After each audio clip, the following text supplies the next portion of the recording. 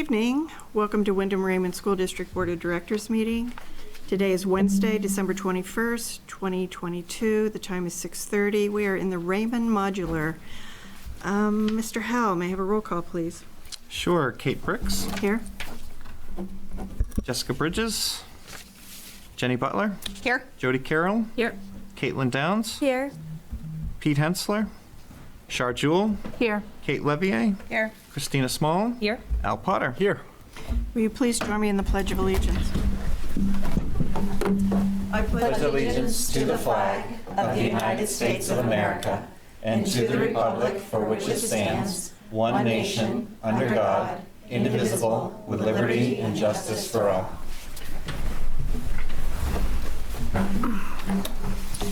Are there any adjustments to the agenda? No, we don't have any adjustments tonight. Okay. Now's the time for public input. As is our practice, we require 3 minutes only. My intrepid vice chair here is, I know, the timekeeper. And I think we're ready to go. Does anyone wish to speak? Seeing none, we're going to move into the superintendent's report. Good evening. I just have a very short report tonight, which is that we had the chance today to finish up regular classes for everybody across the district, pre-K to 12. And so everyone had the chance to start their holiday break this afternoon, either at 12:30 or 1 o'clock on the elementary runs, and then 2 o'clock and 2:10 this afternoon on the middle and high school runs.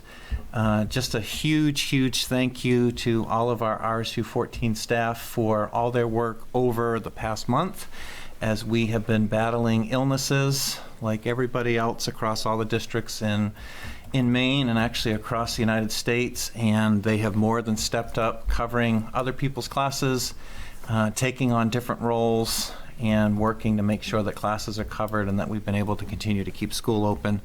Also, a huge thank you to our transportation department. The analogy they use is like playing Tetris, where trying to figure out every morning where all the blocks fit to make sure that we're able to do all of our runs. But just a huge thank you to everyone for all that they've done under some very difficult circumstances to keep RSU 14 going and the wheels on the bus moving down the road. And just want to wish everybody an absolutely wonderful holiday break and a time just to decompress and to spend some time with family and to do some different things and to recharge and relax. So just want to wish everyone a wonderful holiday. Coming up in the new year, board, you'll have an opportunity in January 4th to hear from our architects, and we'll have a chance to hear a construction update. And then also, I think mid-January is a board workshop looking at board goals for the year. So a lot of things kicking off for the new year, but at this point, I think everybody's ready to start a holiday. Perfect. Thank you. Board roundtable. Anyone have anything they'd like to talk about? Sure. I had a teacher give me a call and asked if I would share thanks to the board and the community for their great support. A lot of things, what Mr. Howell was just saying, that it's been challenging, but the community has, and the board has been very supportive to the students and the support staff and the teachers. And she just wanted to make sure that everybody heard what kind of support that they were feeling. And thank you to everybody regarding that. And wishes everybody happy holidays, whatever holidays they're celebrating, and safe New Year. Great. Thank you. Anybody else? I'd just like to mention a fabulous meeting that some of us on the board had with the student council. And that was, when was that? Last week, right? Last week. Last week. A week ago today. A week ago today. And part of our strategic plan is student engagement, and we also like to hear about what students have to say. And so we have a year-long schedule, and our first group was student council representatives. And I have to say, it was very illuminating. I love student voice, and I learned a lot, and they shared a lot, and we broke up into 4 groups, so we got a lot of different points of view. So it was really a fabulous event, and I look forward to the next one. Anybody else? Nope.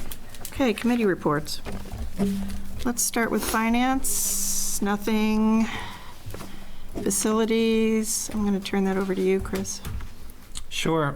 Facilities has not met. We'll be meeting in the new year to talk about some updates with the Manchester School project, which is a combined project with Portland Water District, the town of Wyndham, and RSU 14, looking at a new parent drop-off loop, bus loop, and then new athletic fields, and then some improvements to just traffic in general at Manchester. So facilities will have a chance to be meeting in the new year to talk about that.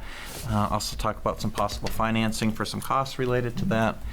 In addition, the construction committee met last Thursday night and had the chance to start looking at some styles and really just to get a flavor of, from the architects, what type of buildings that the community be looking for. I think I shared last time my superintendent's report. They had a chance to meet with students a couple weeks ago.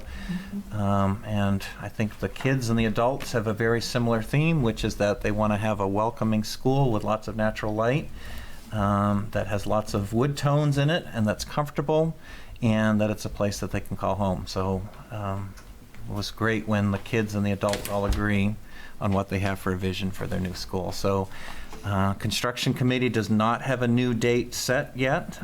We will be meeting again with the Department of Education as a smaller group, probably first or second week of January, as we work to narrow down space allocation to determine how much space will be state funded and how much will actually be on the communities of Wyndham and Raymond. But a lot of things happening with that project, and a lot of things that are going to be happening very quickly as we start the new year, heading towards a November referendum. So things are going to ramp up quick. It was a good meeting. Jessica isn't here for curriculum, so we're going to move on. Technology. Anything, Jody? No, nothing. We'll meet in the new year. No updates. We haven't met since our last. Okay. Adult ed. We have not met. 'Tis the season, right? Anything vocational? Nope. I don't have any major updates or anything. I know. Yes, you do. Yes, you do. I'm going to share. Okay. Is that okay? That's fine, yeah. Our student rep on the school board was just admitted to Princeton. Yes. Very proud. Yes. Well Thank deserved. you so much. I appreciate it. Well deserved. I'm going to swing around to policy. Did you have anything? Or you had nothing? He said he had Literally nothing. Oh, I thought you didn't have much. No. Sorry. I'm going to swing around to policy, and we have not met, but I wanted to frame some of the policies that we'll be discussing later on, and they're pertinent to animals in the school, and more specifically, animal assistant therapy dogs. And I wanted to put those policies in context for today. Back in July of 2021, Jill Thornton, did I say that correctly? Thornton? Yep. Thornton, of Manchester. She's a special ed teacher. She expressed interest in having therapy dogs in the schools. And then on May 2022, we met with Danielle Danini, the principal at Manchester School, Jill Thornton. May I say your names? Is that all right, publicly? Okay. Fiona Jandro, who was at the time a fourth grader, who expressed her passion for having therapy dogs in the school, and she presented to the adults this PowerPoint, which was wonderful, and she spent a lot of time on it, and she actually walked us through it, and it was just amazing. And so after she made such a very strong case, we went back as a committee and we talked about it and pulled up some samples and met her again because she had such a great idea. So we met again in November with the same people, and Mr. Jandro joined us as well. And we talked about some draft policies. And she showed her PowerPoint again to those who hadn't. This is just an amazing piece. I'm just going to show it again. And we said we're gonna go back and we're gonna write some policies up, and then we're gonna schedule them. And I have to say that Fiona, and I have to mention Finn, Finn could not join us, but your sister included you in all the discussions, and we know how passionate you are about this topic as well. So we're happy to have you here this evening for the first time. It takes a while. We've talked about this a bit. The train doesn't move really, really fast sometimes for policy, but we're really thrilled that this evening we're going to be presenting some policies for a first read. So I want to thank Fiona and Finn for their interest in this on a topic that I think will be a great enhancement for our schools. So thank you so much. And that's what I have to say for policy. Okay, we're going to move into policies. May I have a motion, please? I move to approve the first reading of policy IMG, animals in schools. Second.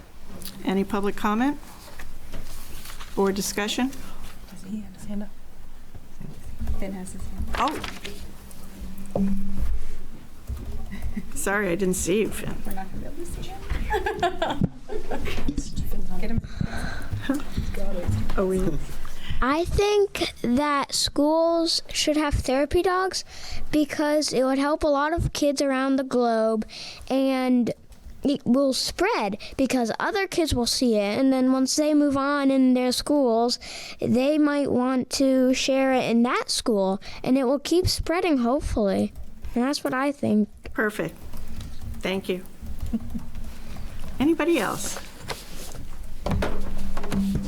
You state your name, please, and the town that you reside in. And just as a reminder, I don't know if you were here in the beginning, but we have a 3-minute limit. Okay, I was not here at the beginning, I'm sorry. My name is Michael Green from Wyndham. I am opposed to the animal-assisted therapy dogs. The very fact that you have to talk about allergies and anxiety around dogs indicates that there are individuals that have problems with dogs. A school should be a safe place for all students, and there are some students that cannot be or do not want to be near dogs. And this is a matter that is very close to me and my family. There are other treatments for anxiety that do not harm other individuals. Dogs can be very isolating to some individuals. They're just presented here. Everybody thought that this was a great idea because you like dogs. But if you don't like dogs or you can't be near dogs, you are seen as an outcast. All students should feel safe at school. And right now, with the idea that there could be a dog at a school, some kids are not going to feel safe. Robotic dogs exist, robotic animals, weighted blankets, sandbox therapy. All of this can help to relieve anxiety. Maybe we should also be looking at the source of the stress that these kids feel, that they feel like they need to play with a dog at school. So I would just ask that this policy not be put in place. Can you please reconsider, knowing that there are some individuals who are going to be harmed by this? And if there are any kind of studies that show the purported benefits of dogs, especially to all individuals, not just those who like them, I would like to see those studies because I've yet to see one from any organization that I've asked for one for. Thank you very much. Thank you. To be clear, this policy that's on the table right now is animals in the schools, and it is not therapy dogs at this point. We'll be moving on to that item next. This is a policy, for example, if you want to bring in chickens and that's part of the curriculum. It's not a therapeutic policy. It's connected to instruction. Can I just add one other piece, Mrs. Brooks? Yeah. Policy IMG is actually a policy that's been on the books on the Wyndham. So if everyone thinks back to consolidation, Wyndham had policies, Raymond had policies. Wyndham's had an IMG policy, animals in the school, since the late 80s. Raymond didn't have a policy on the books. So we have had a policy, and this covers everything from classroom pets to the occasional animal that's brought in for whether it be a project or for one of our community partners. So this policy then would also create a unifying policy across the RSU for animals within classrooms. And also to be clear, this is not addressing service animals in the school, which is our policy, I can't find the letter now, IMGA. And that is directly related to individuals with disabilities. That is permitted in the schools. Any other comments? All those in favor? Thank you. Now we are really moving on to therapy dogs in the schools. Any other further comments? The people? Yeah, that would be Okay. great if you would make a motion I would before we love get to to. comments. Thank you for that. I move to approve the first reading of IMGB, Use of Animal Assisted Therapy, AAT, Dogs in Schools. Second. Public comment.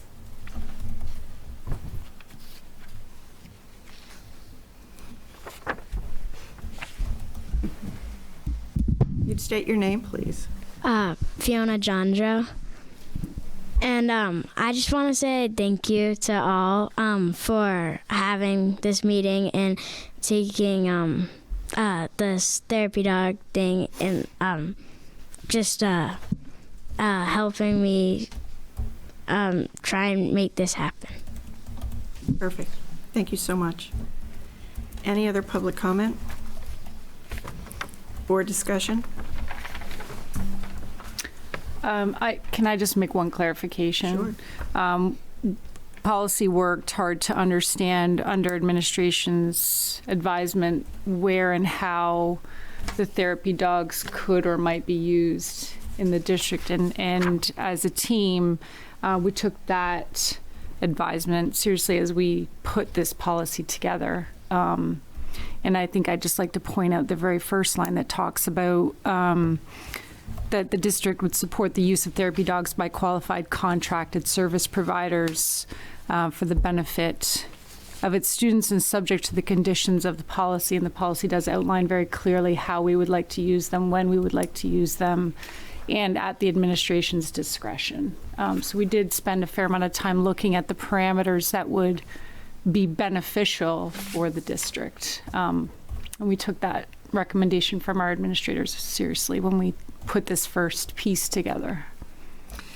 And there is, for those of you who've read it, you might be aware that for therapy dogs to go into a classroom, if there is a student who is uncomfortable having an animal, a therapy dog in the classroom, then that would not occur. So there's some safeguards for those who are very uncomfortable. I myself have some family members who are uncomfortable with dogs, and it would be an issue for me as well. But that would not occur if parents say, no, my child has an issue with the therapy dog being in the school. So there are definitely safeguards for any children who have a fear of a dog. Any other comments from the board? Okay, may I have all in favor? Opposed? Okay, may I have a motion, please?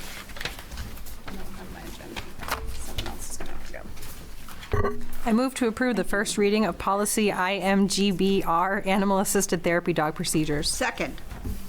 Any public comment? Board discussion?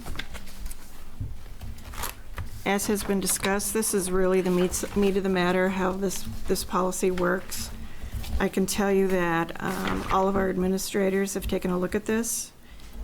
We're not inventing the wheel here. There are therapy dogs in Westbrook, Gorham, and SAD 51. We have in our audience the principal of the high school at Gorham, who has a therapy dog. And has firsthand experience about that. We really spent a lot of time being careful about the ins and outs of this policy and the rules and the safeguards for students. And we did a lot of research, not just with other districts' policies, but nationwide, so that we could really understand the ramifications of this policy. Any other? Okay, all those in favor? Do we do board discussion? Oh, did I not do that? I'm just oh, please. Okay. I just had, I was curious in the supervision and care of the dog, it just talked about the handler being responsible for picking up after the dog. I didn't know if there was consideration as to where on the property this dog would actually be able to relieve themselves. Even if it's picked up, the problem you have is then maybe on the weekend someone else brings their dog and somebody's going to know, like the dog is going to know that another dog had gone there and then you have a mess. So that's all. It's something, it's food for thought. Once we have a dog on site Yep. and a handler and an interview of that handler, we will discuss the location. Anybody else? Okay, all those in favor?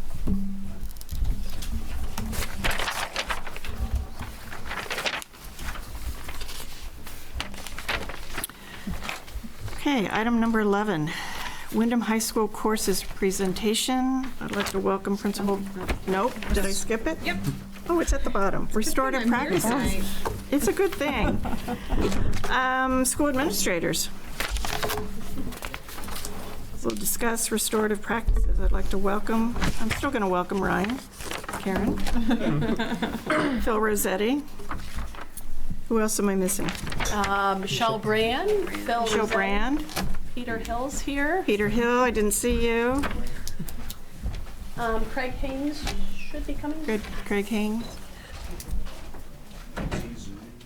Oh, he was, Oh, no, I sent him a, right. I sent him a text. All right. Give me one I know. second, Miss Briggs. I want to get him in. How is this working? Are you coming to the podium or, yes? Let me, Or are we waiting for Craig? hang on, let me Okay. get him queued up.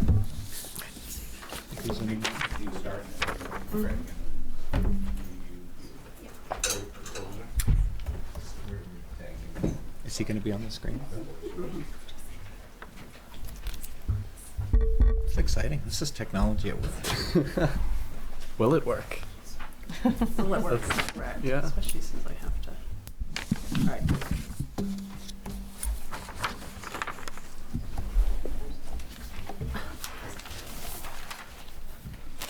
Why is it doing that? All right.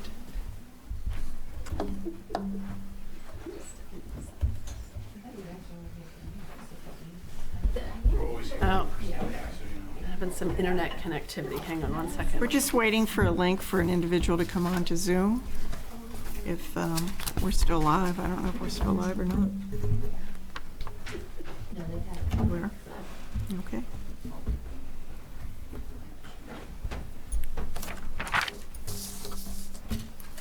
Thanks, Phil.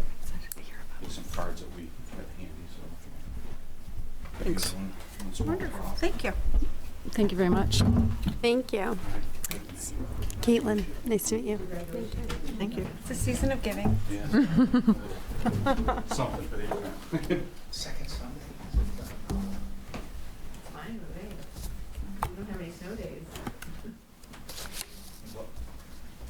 Well, I think what we can do is we can jump in and go to his slides after. Does that work? Yeah.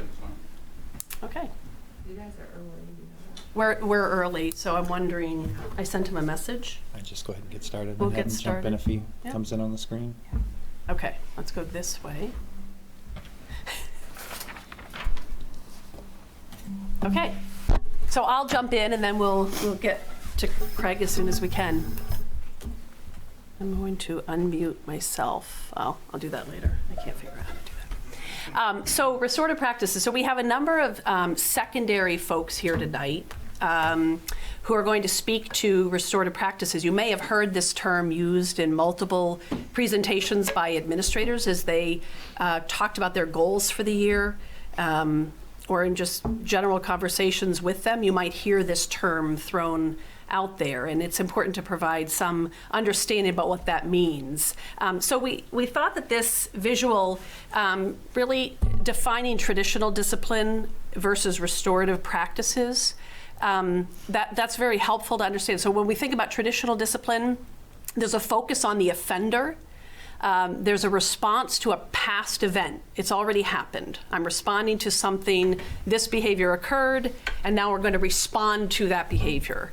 It doesn't teach alternate behavior. So when you do this, what are some alternate ways that we could have responded to something that happened that you didn't like? So teaching alternate behaviors gives them other tools so that we don't just keep repeating that same behavior again and again. It's focused on punishment, and it can shift the offender into a victim role. When you shift to the restorative practices model, you're giving the victim a voice, which is an important part of restorative work. Identifying the motivation and the impact of that action. So what is it that motivated that student? What was the antecedent? What happened right before the behavior? What was the motivation? What was the trigger? And you're thinking deeply about that, and then having them also think about the impact of their action. So that real metacognitive, I did this, and how might that have impacted other people or my environment? You're teaching alternative behaviors, which is that explicit instruction in and modeling and coaching and talking about alternate behaviors. So at some point, we learn to have more tools in our toolbox, so to speak. We repair the damage that's been done, whether that's to an object, to a person, to a group of people.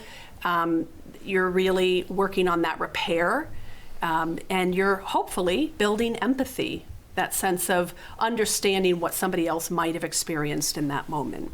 And so that's a nice side-by-side to help understand, and the different administrators here will jump into what that might look like in their specific programs or at the specific level. This circle is also commonly used. It's really helpful.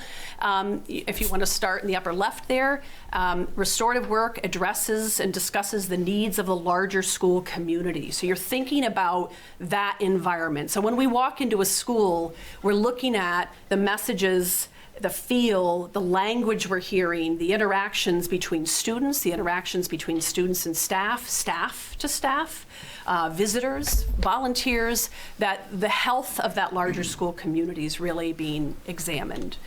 So you're working on building those healthy relationships between all of those individuals mentioned. You're working to reduce, prevent, and improve harmful behavior. You're working to repair harm and restore positive relationships. So moving forward, we can set off on a more positive foot and head in a more positive direction. And you're resolving conflicts and holding individuals and groups accountable. There's a high level of accountability. So with all of that, as we think about our work as educational leaders and our work with all of the educators in our programs, there's a lot of training and support, language, reading, research. We have some individuals that have come in to provide some of that intensive training and understanding of the why, the shift from traditional disciplinary practices to restorative practices. There's certainly varied approaches, and you'll hear that tonight. But again, collectively, we're all focusing on strengthening our school communities, individual programs, but a lot of collaboration across schools, and you'll hear that as well this evening, as to how we can work together to really think deeply about the health of a school community. But I like this last bullet, the teachable moment. I think in traditional discipline, that was lost. And so what restorative work does is it says, this happened and there's a learning opportunity there, regardless of age.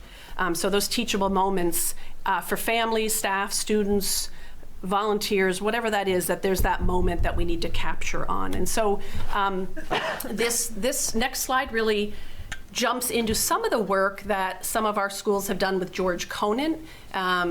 He has been quite well known in this area for a number of years. And I highlighted there for you the blue, the red, and the green. If you just want to focus in on those for a moment. Where does this come from?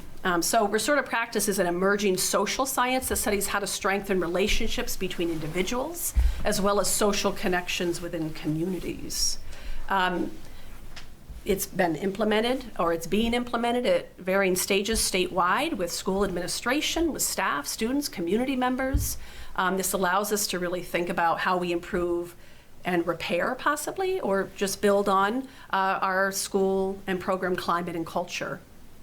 The approach is proven to help people think about classroom management, about detentions, about suspensions, expulsions. I know you folks are involved in some of those conversations at times. Those are hard. The goal of the restorative approach is to focus on students and maintain the entire school community in terms of their health, and this that we have a positive, highly engaged, all students are highly engaged, and there's a healthy environment that meets the needs of all. So that's the real focus of restorative work, and we'll now get to hear a bit from Craig Haynes. Hi, folks. Hi. Hello, school board members. Thanks for having me in this evening. I'm excited to talk about restorative practices as an alternative educator and director. This is a big focus of ours, and it has been for years. In an alternative school, like a good chunk of our work is about social emotional learning as well as academic learning. And in order to get to the academics, much of the time we have to put an extra emphasis on having a social emotional environment which is safe, comfortable, supportive, and restorative practices are completely aligned with that goal.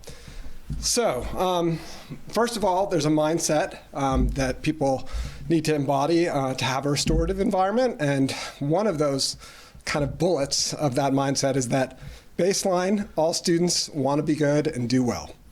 So every student, regardless of the behavior that they're showing you in the moment and the layers of armor that kids may come to the table with sometimes, at the core of that kid, they really do want to do well and be successful. So then it becomes our job is to look at behavior as communication. What is getting in the way of that goal? Why is this particular child not being successful? And so there's tons of issues that come to the surface. One would be interrupted schooling, a lack of positive background experiences, poor modeling from adults, lack of material resources, childhood trauma, substance misuse by the individual or amongst the family, ACEs, adverse childhood experiences, chaotic home life, neglectful home, punitive home, permissive home. The list kind of goes on and on. Go to the next slide, please. Sorry, I'm trying. Well, another way of looking at that, kind of the inverse way of looking at that is this diagram. So on the left, you have a student who has all of these cushions underneath her. A caring, intact family, a safe neighborhood, summer camp experiences, after-school activities, music lessons, et cetera, et cetera. So that cushion provides a lot of social skills and a lot of background experiences that lead a child to want to learn and be successful in school. Whereas the student on the right only has one protective mattress. And so they're going to have potentially a much harder landing and a harder time being school ready and having a lot of the pro-social behaviors that we want in place, ideally in a school. So that's another way of looking at it. So in terms of restorative climate, we're always looking in every classroom and in the hallway and in every space where students and adults are in a school, what does the environment look like? If you look at this, this is an interesting diagram. It's called the Social Discipline Window by McCold and Watchell. It's their work. But if you look at the horizontal axis to the right, that's the support axis. From low on the left side of the horizontal axis, that would be low support, and to the right, that's high support. On the vertical axis, you have what they call control. I actually prefer expectations. So the bottom would be low expectations, and the top would be high expectations. And so ideally, you want to get to the restorative quadrant, but I'll get there last. And I'll explain the other quadrants and what they kind of look like first. So a permissive environment, you would have high support, but low expectations, okay? So the teachers are just like bending over backwards to make things happen in the classroom, but there really isn't many expectations for the kids. There may not be targets. There may not be a list of values or goals that the kids are working on, and teachers are rushing to answer questions for kids. So that's a permissive environment. It looks like rescuing. It looks like excusing. It looks like reasoning for. So a lot of the adults are doing things for kids. To the left, you have a low support and also low expectations. That really looks like neglect. Okay, that would be ignoring, surviving, and that would be the adults in the room not doing much of anything and just creating an environment that's somewhat neglectful. You go up to the next quadrant, that's punitive, because that's super high expectations but no support to get there. So it's great to have high expectations always, but you also have to have the supports and the scaffolding to get to those high expectations. So where you have super high expectations, whether it be around behavior or academics, but no support beneath it, that can become a punitive environment. And that looks like teachers doing things to students. And then the upper right is the restorative quadrant, which is about teachers doing things with students and creating an environment that's high expectations and high support. So we expect a lot of you, but we're going to give you a lot of support to get there. And that's really kind of what you want in a restorative environment. So when a kid makes a behavioral mistake at our school, which is frequently, how do we handle it? Well, we use the restorative process to handle it. We've developed this over the years, many years working together. This is a simplified version of it, but the first piece is getting to accountability. So what does that look like? So usually that looks like either a small group discussion amongst the students where the behavioral mistake was made, or more frequently, it'll be a one-on-one conversation between generally myself, but sometimes a counselor or a teacher and the student. And you really have to get to what did you do?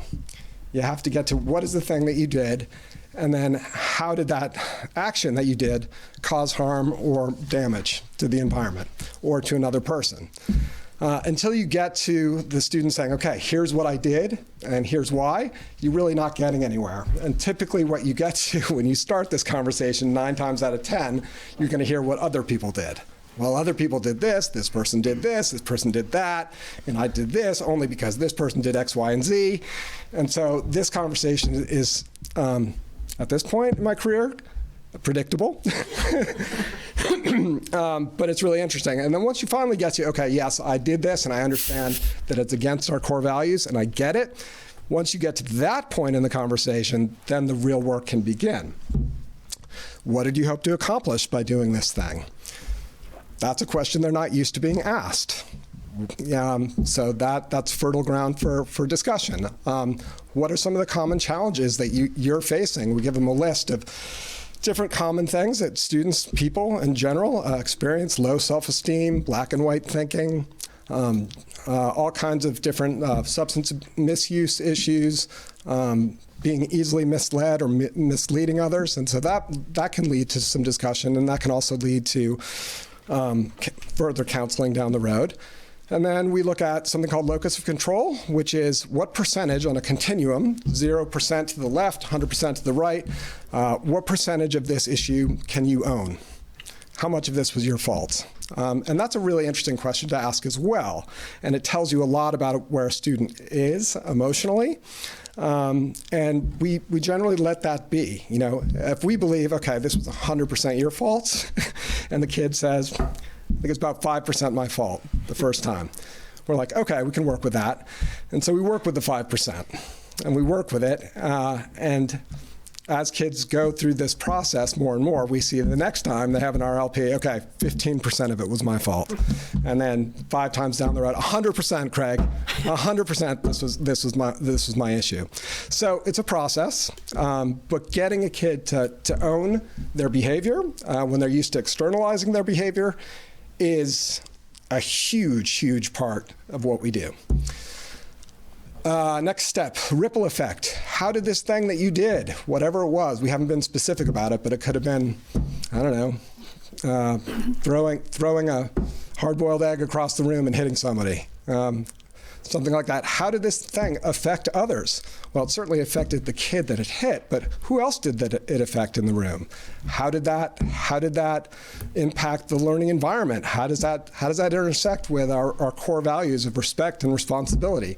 So having those discussions and every action that we do, for good or for bad, permeates out and affects each other. And so having kids start to think more than just about themselves, but how their behavior impacts others is really, really important. And then step 6 and step 7 are where the rubber meets the road, which is, okay, here's the thing you did that you admitted to doing. How are you going to repair it? And how are you going to make it right? Because you've taken away something from the community, how are you going to give it back? And so that's a creative process that involves, can we go back? Oh, sorry. A little? That involves, sometimes it involves an apology. Often it involves a mediation amongst one or several other students with the help of a counselor or myself. And also going to the person who was most impacted by whatever the behavior was and asking them, hey, how can we make this right? So you bring the needs of the victim into it and you have a discussion, and how do you make it right? And then the plan is looking at the behavior and letting the kid know that, all behavior is either an attempt to obtain something or to avoid something. And you can drill down into this. What were you really trying to get when you did this? Attention? Were you trying to look cool? Were you trying to avoid something? And then teaching them, okay, so when you really want, what you really want is attention. Here's 3 different ways that we can get attention in a way that's not going to land you in another RLP or take away from somebody else's learning environment. So you work through this, and it's fascinating, and it's challenging, and it's time-consuming, and it's really, really important. So how do people learn accountability in general? I think one of the things that I've seen with restorative work over the years is that the conversation piece is critical, like what did you do and how did it impact others and all those steps that I outlined earlier. But probably the most important piece is the action step of making it right. And this is a step that sometimes is omitted due to I don't know why it's omitted, because it's hard. It's hard to actually go to the action step of making it right, the apology, the statement to the class, what have you.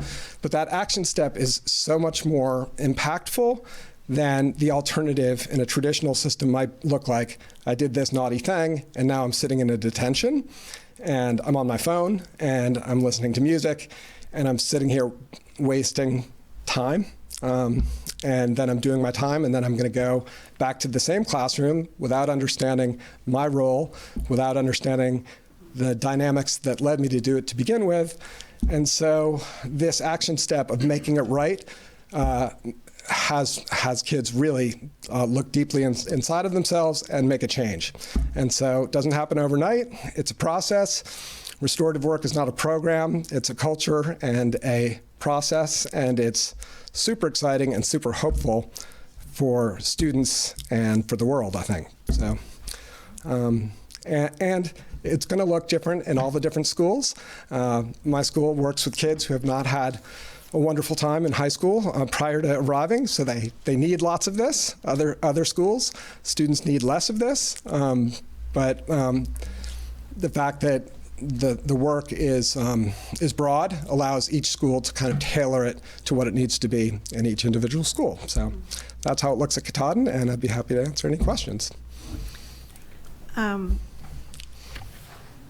It seems like, rightly so, a lot of the attention is given to the individual whose actions were harmful in one way or another. When you get to the apology part, what kind of pushback do you get from the other student, and what work is done with that individual? Right. So the student, let's say there was a negative interaction or harmful interaction between 2 students. Right. And that's, so best case scenario, that student who harm was done to is brought into it right away and said, hey, this thing happened. We're so sorry it happened. What would feel good to you to make this right? What would you like to see? Sometimes they'll just say, nothing, I'm fine. But if you circle back, sometimes I'd say, yeah, an apology would be really nice, or a mediation would be nice. Some form of apology often is really important. So we'll start there. And then when we get to the plan stage, then there's an apology, and we'll write it out. We'll write out the apology, and then we'll invite the student who harm was done to into the room, and the apology can be made. And after the apology is made, then generally there's a lot of lighthearted banter, and there's a load that's been lifted and clears the air a little bit. On both parties' part?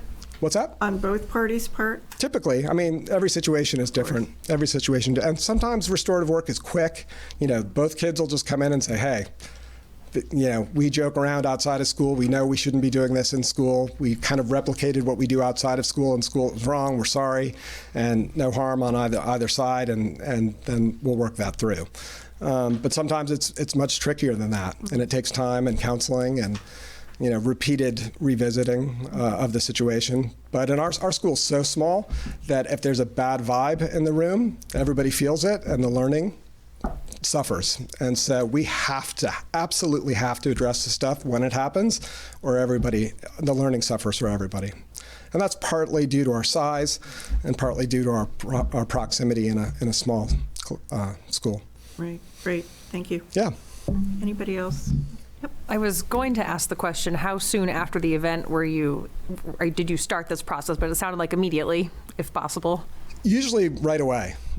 Sometimes if it's really, if there's a physical fight, which almost never happens in our school, but if there's an angry outburst between two students, sometimes the students just need to sit in silence for a while in a counselor's room in my office for 10, 15 minutes to kind of get the everybody's amygdala back online, their brain chemistry back in a place where they can actually think and speak. So we'll wait it out, and then we'll bring them together.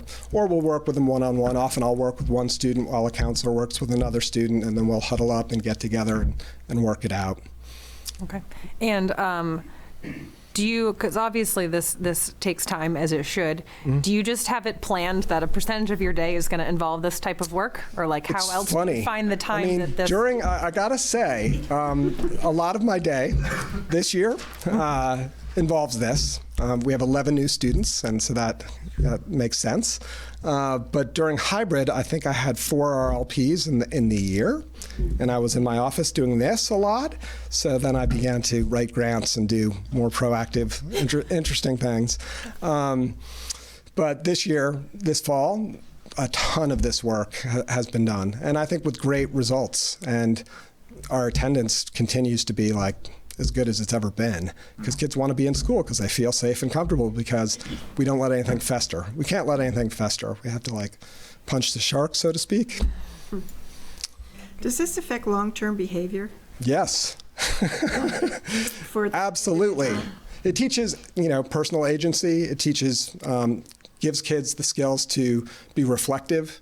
It gives kids the skills to have uncomfortable conversations with support. Conversation starters, whatever that they need. It gives kids the capacity over time to internalize their locus of control more, so that they don't have to be the victim all the time. They understand that they have a piece in their own behavior, and it gives them tools to manage their behavior. And the process also identifies issues that kids are experiencing, whether it be anger management or substance misuse or what have you. This stuff comes out, and then we refer to counseling for those issues as well. So it acts as a clearinghouse as well for other kind of more long-term things that need to be addressed. Yep. Yep. Yes. I just had one comment. I think that it's such a pleasure to listen to you speak about it. You can tell you live and breathe it. I've done a couple of years of this for my personal life, and then when it was first introduced, it was really tough.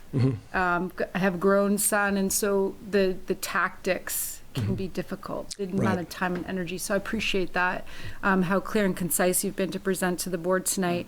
My question is, outside of Katahdin, and I know we've got other educators we'll hear from tonight, which I'm eager to get into, but how early would you like to see this in the general curriculum? I have my own thoughts on it. Clearly, there's a lot of team members in our district that are already doing it, but I might venture to say that some are, I'll include myself, old school, new school. So some just doing it the way they've always done it. Some doing it the way that this will work and have proved it. When would you like to see it in the district? Because when they get to Katahdin, there's a lot of factors influencing, as you discussed tonight. Right. I'd just like to hear your opinion on that. Excellent question.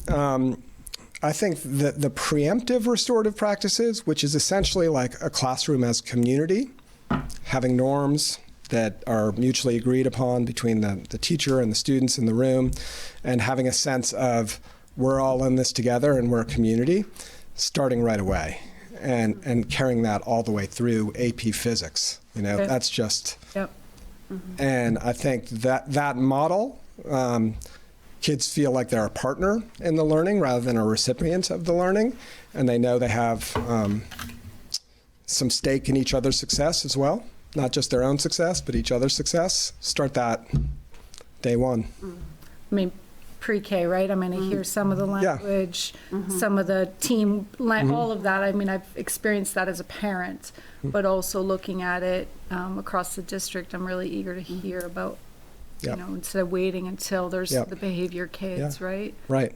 Yeah. Right. I mean, ultimately, like, restorative work could work even better in terms of restorative circles, which you'll hear others speak about. I didn't speak about that.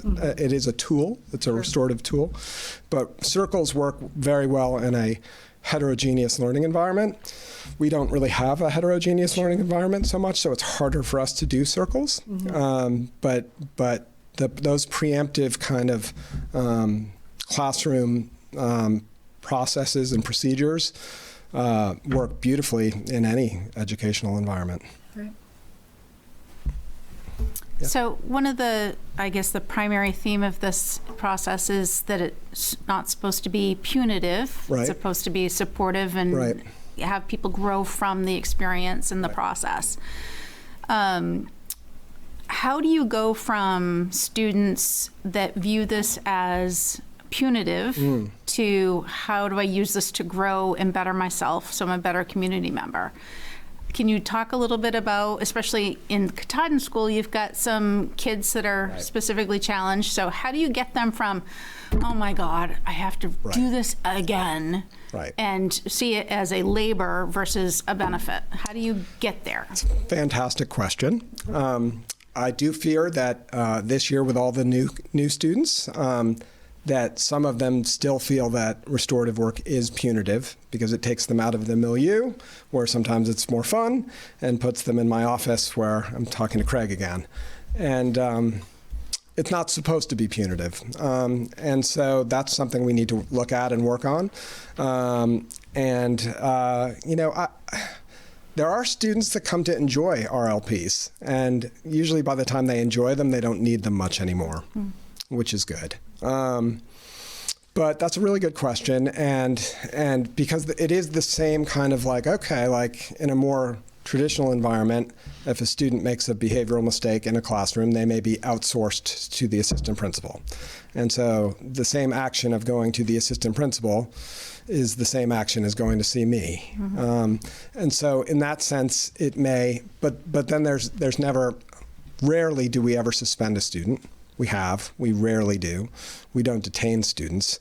So there's not that, but there is, I got to go talk to Craig again, and it could be a long, long conversation, and I have to write and reflect and blah, blah, blah. So the kids that are more introspective might be like, yeah, I see value in that. I've changed. Other kids are like, ugh, it feels punitive. So that's something we need to work on. I would think that students that are in that situation would kind of think that this is a painful process because they're not used to talking about their feelings and analyzing their actions. And so I would imagine that would be a pretty tough conversation to have with some folks because they're used to blaming everything around them for their behavior rather than taking ownership of it. That's what I like about it, because it's high accountability, right? Because this is work. Yeah. This is work. This is, okay, I really have to look at this and talk about it. And if I'm not prepared, Craig will just, wait and do some work. And then I'll get stared at until I say something. And then we'll come back to it. And it just has to happen in order for the kid, the student to reintegrate. So I don't want to take up too much time, but that's an excellent question. Yep. Anybody else? Thank you very much. All right, thanks. It's always tough to follow Craig. He's the best. So we're really lucky to have Craig, and he's been a great support for me as we talk about restorative practices. He does so much with his students, and it's nice to try and figure out how to take the work that he does and how do we apply it now to 1,000 students. So that's kind of the Rubik's Cube, which I'm not very good at. I can get 1 or 2 sides and that's about it. So for us, I think of restorative practice, for me, I think back to one of my first weeks of the job as an AP with Ryan at South Portland, and where I had a student that was less than excited about my telling me he couldn't leave school, and he walked out and punched a hole in the wall.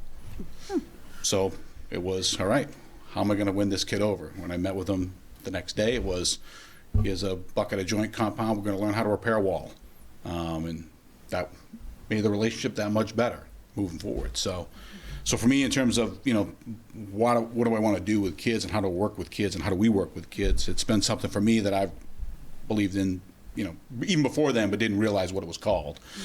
So that's something to bring into this. And I've shared with the board before things like youth court and some restorative practices we've done. I think that's probably 4 or 5 years ago now, pre-COVID. So it's been something that I've worked on with my students in the building and work with teachers on that as well. And it's been kind of grassroots in our building. And so this, we've transitioned into it being more formalized in some ways this year. Still grassroots, still teachers are doing it in different ways. And some teachers have been using it in their classrooms forever, whether it be restorative circles, ways to introduce lessons to kids and so on. So for us, I'll kind of talk more about this year and what we're doing in our school rather than the past. And so for us, when we came back to school this year, we had talked a lot about, we want to really focus on rebuilding relationships, staff members to admin, admin to staff, student to student, all these different variables that go on. And so we looked at different ways that how we could support people and provide them with some tools to, start to rebuild these relationships, because we haven't really, last 3 years, we've kind of had so many fractured days and hybrid and who knows what. People in and out for weeks at a time with COVID. So it was kind of an idea, let's provide opportunities for staff to kind of feel good about coming back in the building. And so George Conant was mentioned earlier by Christine, so he's been a good friend of mine since my day at South Portland, because he's a restorative practices guru and kind of goes around New England and the country talking about it. So I'm fortunate to have a good connection with him. And so in talking with him about opportunities for our staff, it's like, yeah, I'll come to your school. Just tell me when.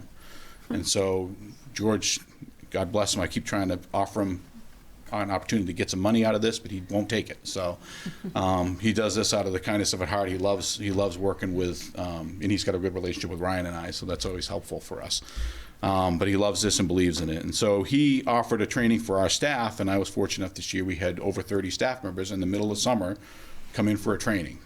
So they were excited about it. So a third of our staff on their own on a nice, beautiful day came in to get trained. And so since that time, we've incorporated that into kind of how we operate in our building as well. So our first day back with staff was a faculty circle. And let's not talk about, curriculum, let's not talk about these, let's get to know each other again.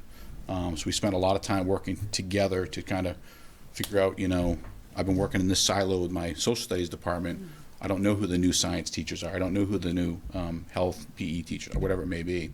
So we worked on kind of getting people together and working in that facet. And circles were a great way for us to do that, because we could kind of break people into different groups, get out of the cliques that you have with people, and get them to know each other and talk about things that weren't school related, summer vacation or whatever it may be for topics. So for us, that then rolled into the classrooms, and teachers have used this in a variety of ways. And so we've incorporated into our advisory lessons. We have a bi-monthly advisory lessons that go in, and there's opportunities to learn about study skills, but also an opportunity for staff to run a circle with their advisory to talk about, what do you, could be a prompt of, what do you struggle with when it comes to school, or it could be, how was your break? So we've done different things, and you got to be careful with some of the questions, because you want to make sure people have an opportunity to share positive, relatively positive things, put people in a corner. So we use it with advisory lessons. We use it for classroom norms. That was a big thing this year, as Craig had mentioned, providing norms. Cell phones are obviously a hot topic in the high school. Al probably is aware of some of that. So a lot of teachers were like, let's talk, let's sit down and have a conversation. I've said these need to be put away, they need to be put in a holder, or if I see them, I take them, and let's have a conversation about cell phones, which teachers were really kind of surprised at, like, all right, we're going to build a classroom norm about this particular piece, and now kids are like, hey, you know, don't pull your cell phone out, because if you do that, you're violating the classroom rules.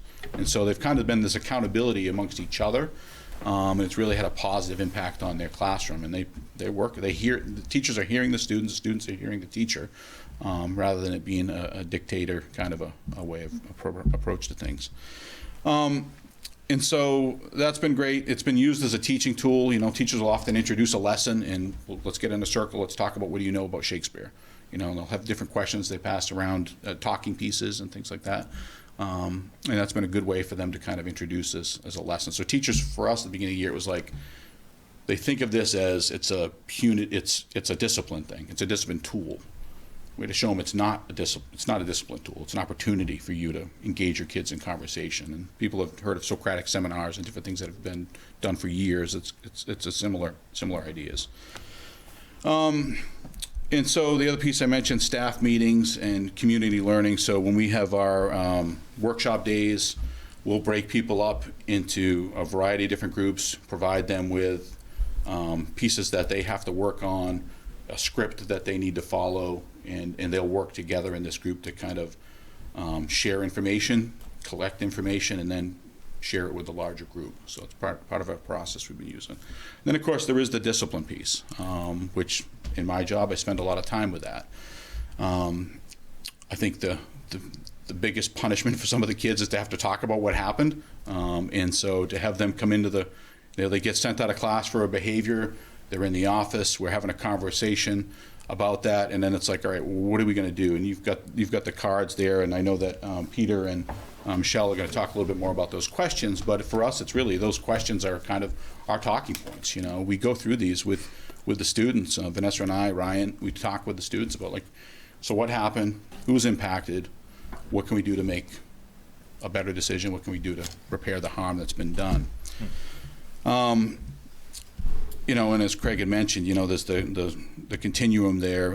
You know, when we work together with kids and work together with teachers, because teachers make mistakes, I make mistakes, and I want to be held accountable when I make a mistake too. And kids will talk to me about that too at times. And so the little poster in the middle there is our kind of mantra. So we want people to live above the line, to make good decisions. And when you make a bad decision, how do you get to be above the line? So how do you get back on track? And so we'll often talk about that with students, you know.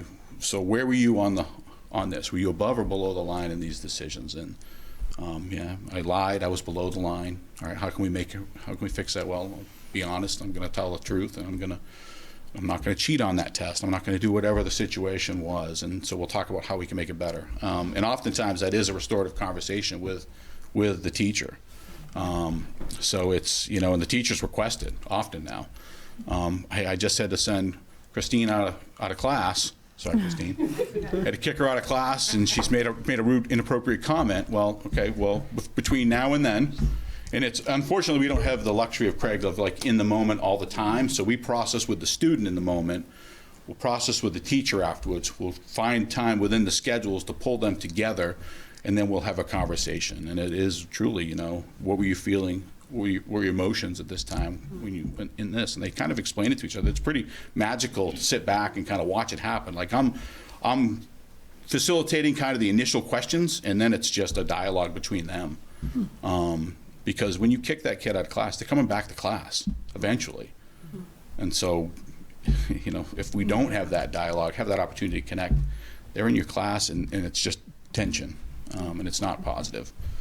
So for us, that's a big part of that is going through that process, and sometimes those don't go well.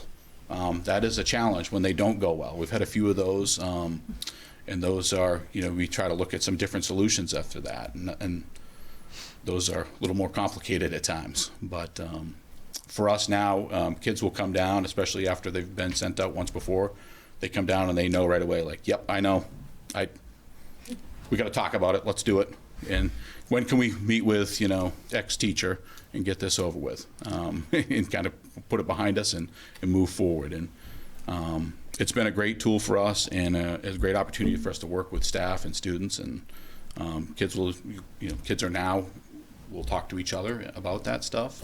Teachers will talk about each other. My latest thing with our group of restorative teachers when we met last was like, we need to do a circle with all of our staff because we got to talk about challenges that our fellow colleagues are doing to make our life a little bit more difficult. So I'm like, awesome. I'll set it up. You guys got it. And I'm going to just sit back and just let you guys have the floor. So I'm excited. It's just to hear people talk about that. And we all know, we all have different colleagues we may have worked with that were like, oh God, I can't believe this person does this. But now they want to have an opportunity to do this in a way that's a good civil conversation. So I don't want to talk too much longer, but any questions for me, or I can come back and answer questions? Yeah, sure. So having been a parent to a Wyndham High School student for a whole year and a half now, it's interesting for me to be on the board and also hear her feedback. And, you know, fingers crossed she hasn't yet had to be in a restorative practice. And hopefully it'll stay that way, because if it doesn't, I'll kill her. But as Craig alluded to, it's all about building relationships with people for success. And, you know, based on the feedback from my kid, and I know I've told you guys before that Phil, you and Vanessa and Seth and Ryan, you do an awesome job. She, at least once a month, makes a comment about running into one of you, and it's kind of from a surprise and just respect that you guys are out in the halls talking to people, and I, you know, I'm in human resources, so I do it all the time, but I call it shaking hands and kissing babies. Yeah. And that you guys do a really good job of that, building relationships with the students. And so yet again, I'm going to take the opportunity to say thank you. Oh, thank you.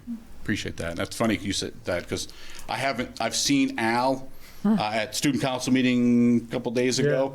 And I heard the good news, so the whole time I've been wanting to just find Al to say congratulations. So congrats, Al. Thank you.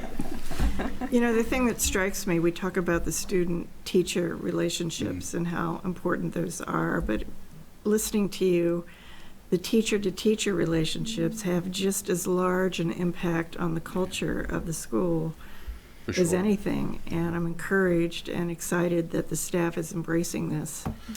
Yeah. It seems really positive to continue to build the positive culture that you have in the building. Yeah. One of the questions that I have is, as you know, and you've attended quite a few, we have our share of expulsions. And where does policy and expulsion fit into this scenario? It's a good question. I hate bringing kids for expulsion. I'm not going to lie about that. And I think we have a couple policies that kind of hamstring us with that being kind of what we have to do. And I'll use probably the most common one is substances. I wish we could find a way to make it more therapeutic, because when kids violate, and sometimes it's necessary for kids to be removed from school for different policy violations. And for us, I think we do a good job in the district of trying to prevent everything before we get a kid here. I think in some instances, and substances being one, I'm passionate about that, would be the influence in the work that I do in the community as well. As I'm like, I wish there were more opportunities for us to provide resources for kids rather than removal from school. Because ultimately, you're taking a student that might be struggling and then maybe taking them away from a situation that might be helpful to them. I know in some instances, I've looked at different policies from different schools, or different approaches from different schools. I'd say maybe not policies, but just like, how can we work better with our students to maintain an educational programming and then provide more supports. And I know that there's budgetary constraints around some of those things. There's other challenges with those things. But I think for us, it's a challenge. It is. But most of the policies for us, like the big policies, you know, whether it be weapons or substances, those are the ones that we can't. I get why we do what we do. I would love, and perhaps some other board members, I would love for you to make some recommendations about the substance. Sure. And how you think that might look for you guys, work better for you. Policies can be revised. Yeah, no. So And that's one thing I will say, that we are very fortunate. Like, I'd met with Chris, maybe before you, Christine, and some board members about policy, just talking about some flexibility around things, because there are a lot of people, the youth court being a prime example. I've collaborated with them a lot. They've gone through some changes since COVID. But prior to COVID, we had students trained as facilitators in youth court, so we would hold our own sessions at our school.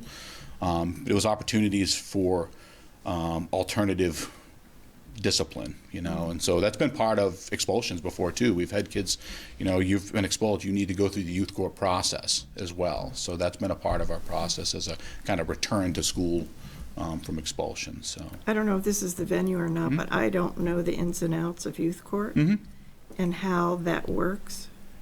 It's similar to some of the processes you're hearing tonight. It's a run by students. Adults are there to support the students. So it's high school. It'd be Al sitting there working with the student who's made a mistake, and walking through that. Kind of asking these questions of them, like, what happened? Why did this happen? What can you do differently about it? Who did it impact? All of these pieces, and then ultimately these people come to the table together. So if there was a fight, two students, they come together and they have a conversation. Parents are there. It's whoever's impacted is invited. I've went to a bunch of sessions as the admin with my students to support my students that either made mistakes or somehow I was the victim as well in some of these. I'd come down as one of the, it impacted you, Mr. Rossetti, and impacted the school. Can you come represent the school at this meeting? And so I'd be happy to share more information with you guys about that at some other point. Yeah, I'm intrigued by that because it's a really cool process. I know that it's changed its name. It's not youth court anymore, and I can't remember the new name. So it had kind of a negative connotation as youth court. So, but just to be clear, youth-led justice, So our school participates in youth court. We we haven't gone back to it since COVID. So they haven't offered any new trainings yet. So they're in the process of kind of getting back on their feet. Perfect. Yeah. Thank you very much. Yeah. I just have one question back to what Christina was getting at earlier about the amount of time. You did a really great job of helping us understand how you're starting to implement it and how it's catching on. Do you feel like you have the ability to measure on an ongoing basis how effective it is? Certainly in the discipline situations or ones that have been, a clear conflict and it's resolved and you move on, that feels like you can measure that. But is there anything that you need for support, or is there a plan for measurement of how successful it is? It's funny you say that. Vanessa and I were talking about that before I left. She goes, I wish we'd pulled the data. I said, that would have been great, but it's 4 o'clock on. No, that's fine. I know, but it's important tonight. For us, But for your team, it seems like that would be important because it's a time investment to measure what are we getting out of this when we don't have to deal with it. Right. We're proactively putting time in. We're changing the way we're interacting with students. What's the fruit of that labor? Yeah, and the fruit really is like I had a student come in yesterday that had a conflict, and these two students had a fight at one point a while back. And this started to bubble up again, as these things do through social media. And the student came in and said, Rossetti, I want a meeting with this kid. Can we sit down together? Because we need to meet face to face because this is ridiculous. And so we do that. And they're like, we're good. And it's the end. And it's like, all right, we're good. And I see them walking down the hall today, talking to each other, having a good conversation. And these are kids who fought, a month ago. So the data's, the information is, you can see it happening. It's anecdotal, but sometimes it's really those repeat people that I see that come in and say they already know the process, are familiar with it. As Craig said, it's gone from 5% to 15 to I did it, I screwed up, and how can we make this better so I can re-engage in school?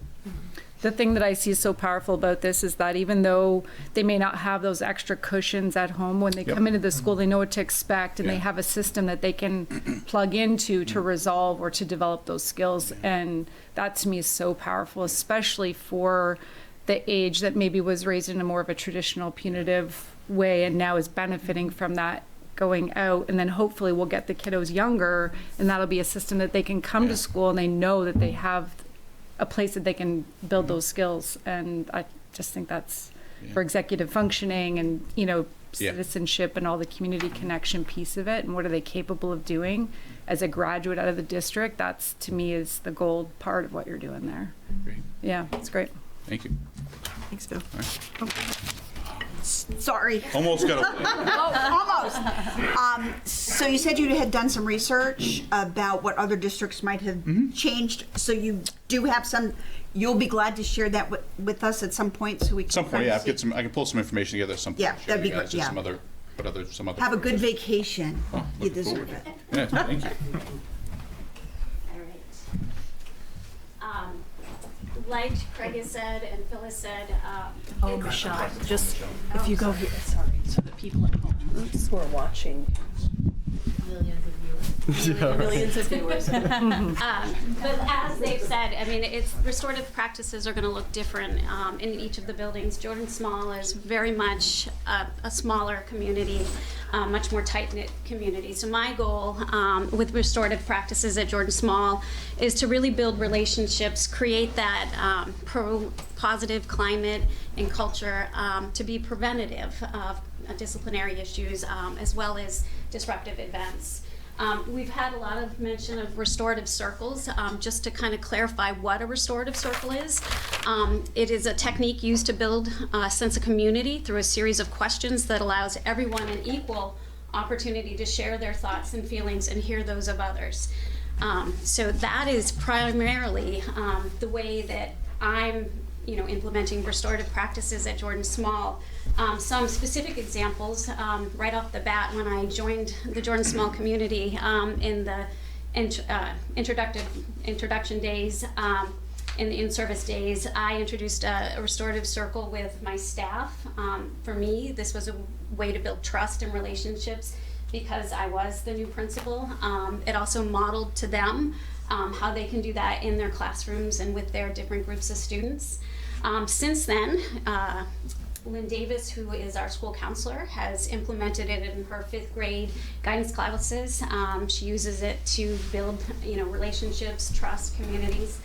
Again, it gives students that equal opportunity to share their thoughts, to hear that.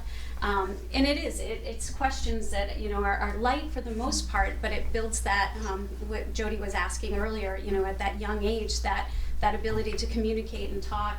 She'll ask things like, what will make Jordan Small School a better place? And longer recess, and they'll share their thoughts and ideas. 6th grade's been using it to, for team building activities, especially at the beginning of the year, but they've used it in other ways as well. Oh, sorry. Thanks. We had a situation in the 7th grade that was really kind of impacting this learning group, and so we broke them into smaller circles. You don't want to have a circle that's too big. It was about 10 to 12 students. To really discuss what was going on, and kids really opened up. They were very honest about how they were feeling about the specific event, and they actually expressed a sense of relief to actually talk about it. So that was definitely positive. Restorative circles and conversations can also be used as conflict resolution. I know that it's already been discussed. I had a situation even today where I had a boy and girl student who had some sort of disagreement, and we talked it out, and they walked away feeling pretty good about the situation. Mm-hmm. In regard to student behavior, these are the common questions to promote student accountability and empathy, so they're understanding how what they did impacted others. So what happened? What were you thinking at the time? What have you thought about since? How is this effective? How have others been affected by what you did? In what way? And what do you need to do to make it better? That can be small issues, but it can also be those bigger issues. A kid is being disruptive in class. I sit down and have a conversation with them. How is this impacting others? How are you going to make it better? And I also had another situation talking about repairing harm after an event occurs. I had a student who was not paying for their drinks at lunchtime. I called mom, and mom and I talked about it, and I spent time with the student. He wrote an apology. We went down to the cafeteria. We talked to the staff in the cafeteria, and we came up with a plan of how we were going to repair the situation. And it does have an impact. It does build that empathy.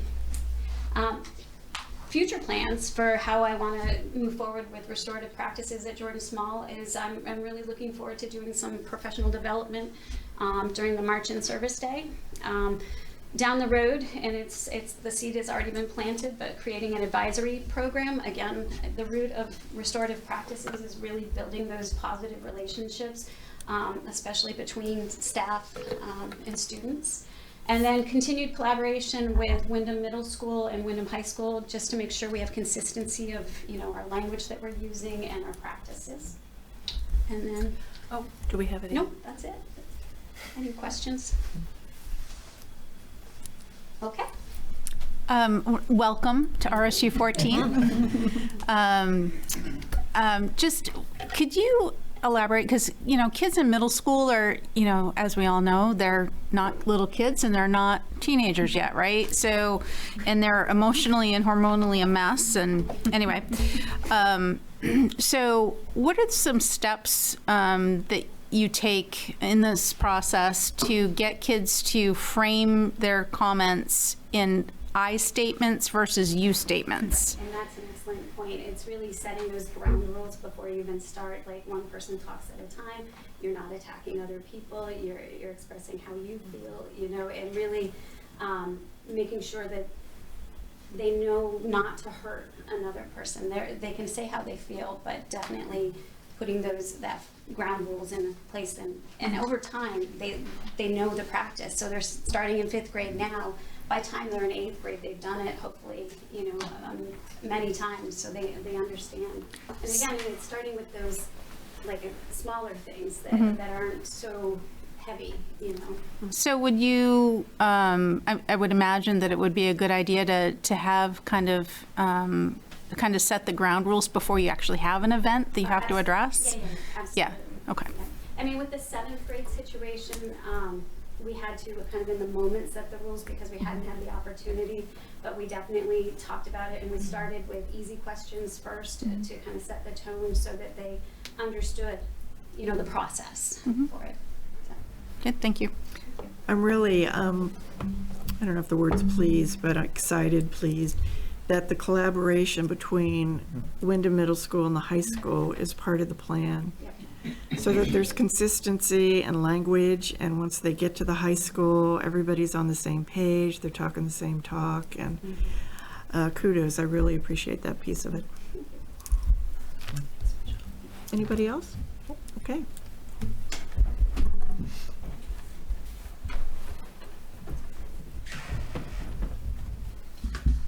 Welcome. Hi, everybody. So, I'm excited to talk about Wyndham Middle School because, like people have said before, we all have very different organizations that we're coming from. We've got the gold standard of Katahdin in terms of restorative practice. Jordan Small's moving really ahead with circles, and then we've got Wyndham Middle School, which is 580 students and all its glorious mess that is middle school. And so what does this look like in that kind of environment? So I want to walk you through really through a student's lens, what the restorative process looks like at Wyndham Middle School. To start, right, we heard the 7 steps that Craig uses at Katahdin, and we have the card from George Conant that's really anchors Wyndham High School. At Wyndham Middle School, we got 3 questions. What, so what, and now what? And we're going to dig into those as I go a little bit further, but those are really the kind of the essential prompts that we're using with kids when we're helping them through a difficult situation. That's the student-facing piece. Adults, we're also consciously working as adults on kind of keeping those tilted things in mind. Number 1, what are my emotions? What am I bringing to this situation? Let me make sure that I am regulated before I start to help kids through this process. How can I give a kid some space and a calm place to think about what happened before I launch into talking with them? Maybe I offer them a chance to write about it, a chance to talk, draw about it, something like that. And then how am I letting that kid save face by making sure we're in a private space where we can sit down and talk, and I'm not singling that kid out in front of the whole class and really doing detriment to their peer-to-peer relationships and my relationships with them. And then how can I think about natural consequences that'll help restore whatever damage was done? I feel like both the student-facing and the adult-facing side are really well framed in Wyndham Middle School's Code of Conduct. And we've been working with staff. If you really want to get wonky, you can go into our response protocol for how we're really kind of coaching staff on going through these things. All right, so we're a middle school student and we have made a bad choice during the day and you're down in the office. The first thing, and I should say, we're also working on staff kind of informally doing this out in the hallway. This doesn't need to be send to the office kind of thing. But the first thing staff are doing is they're saying, what happened? Just checking in. What's up? And then kind of, to those sophisticated points that Craig and Phil were talking about, how did you contribute to the situation? What was your intent? What were you hoping to get out of it? So we're kind of drilling into those questions with kids, like in a safe place, and giving kids a chance to think about it before we really dive into talking about it. So that's the what, really kind of naming it. So what, that's like, what was the impact of what you did? What was the significance of what you did? Some reflection on what were your own emotions during that time? How did it affect others, other students, other adults, or the physical plant of the building, or the whole community, right? When you stomped on that milk jug in the cafeteria and it made a really loud bang and 20 kids flinched, what was the impact? And then that takes us to now what? How are we going to clean this up? That's kind of the phrase Drew and I use a lot. How can we fix this, right? We've damaged a relationship somehow. How can we rebuild that trust, either between you and another student, between you and a teacher? And then I think most importantly, especially at the middle school level, it's like, what do you need from us? How can we support you? Do we need to bring in social work? How can parents support? Hey, can we build a positive incentive plan so that over the next month, we're checking in twice a week to make sure you're doing well and you're getting praised and rewarded when you're following those things. Consequences are a part of this. They're natural consequences. It's that follow through that Craig talked about. We don't want kids sitting in a bare room, staring at a wall for an hour, doing their time, and then peacing out. We want those consequences to really restore whatever was damaged. We want them to be natural. If you missed class, how can you make up that class time? Oh, you missed 20 minutes of class because you were wandering around the hallways. Why don't you come in at lunch and you can work with the teacher then. You impacted the physical building. You decided to put an orange in the toilet and then flush the toilet 7 times. That took 45 minutes out of the custodian's day. How can you work with the custodian for 45 minutes after school and clean some bathrooms with them? Letters of apology, like we've heard from the other leaders in the building, letters of apology are a really great strategy for kids to reflect on what they've done and then to try to make amends. But this is middle school. And if you've ever asked an 11-year-old to apologize, it's about, I'm sorry, and getting out, right? Right. So at the middle, it's scaffolded, it's differentiated. We have like Mad Libs versions that kids are filling out. It's not a joke, it's really helpful. Right? So we're using sentence frames or closed paragraphs to help kids articulate a clear apology where they're naming their contribution, describing its impact, and explaining what they're going to do to make it right. Right? Then we get into the circles. How can, if it's a bigger thing, how can we have a conversation with the people that were involved? Again, at the middle school level, that independence is not entirely there yet. So we always want to loop parents in on these conversations. Hey, this happened. I'm hoping to have a restorative conversation. Is you good if your kid does that? And if the victim is involved, we definitely want to check with the victim and the victim's parents to see if they're willing to have that. So those are facilitated by administration or a counselor. And really they're anchored around this key question of, hey, what do you need from each other going forward? I did one of these today between a student and a teacher. Say, wait, what do you need from each other? And the kid, said, when I'm really fired up, I just need you to say, I see that you're angry, take 3 minutes, and then we'll talk. And I was like, that is such growth for this kid compared to what he was doing last year. And she said, the teacher said, I didn't know that about you. I'm happy to do that. I need from you to, I forget what she said. She said she reciprocated. All right. Sometimes policy requires us to kind of think about more traditional consequences like in-school suspension. So what Drew and I have done really a lot this year is try to make that in-school suspension time not a sit in a room, isolation, you're naughty, you can't be with your friends today. Try to really make it a therapeutic environment. So what's that look like? We're always collaborating with the parents to make sure they know what that student's day is going to look like. It always starts with a written reflection where kids are kind of journaling about the what, the so what, and the now what. They always have time with their counselor or social worker to go through the what, the so what, and the now what. A huge resource that the state of Maine has now is called SEL for Me, which are these SEL lessons. So what we'll do is we'll find some of those and we'll tailor those. So if a student did something that was intolerant to a race or a religion or a gender expression, they'll work through that lesson. If they did something that was super impulsive, they'll work through a lesson on brain chemistry and why our brain is impulsive sometimes. Teachers will always come down during their planning time to work with them, and then we develop a reentry plan with families. We're in the nascent stages of this. Like I said, we're not at that gold standard of Katahdin yet, but we do have a really clear plan. And this is kind of queuing us up for when we merge with Jordan Small in the 5th grade from Manchester. So 2 key points in our kind of 5-year plan. First of all, on the proactive side, above the line in Phil's kind of model, we want to make sure we're establishing routines and rituals for teaching, reinforcing, and celebrating positive expected behaviors. In edu jargon, that's called PBIS or MTSSB. So, and then on the reactive side, or that restorative side, we want to have some clear systems in place. One thing we're doing is we're bringing applied arts onto the teams. 70% of all of our discipline referrals happen in applied arts because students don't have that relationship with their applied arts teacher. So they're going to an other. The routines are different. That applied arts teacher is not part of, not as good as it can be in developing discipline plans and supporting behavior plans with that student. So by bringing them on team, we'll have consistent behavioral support for those students.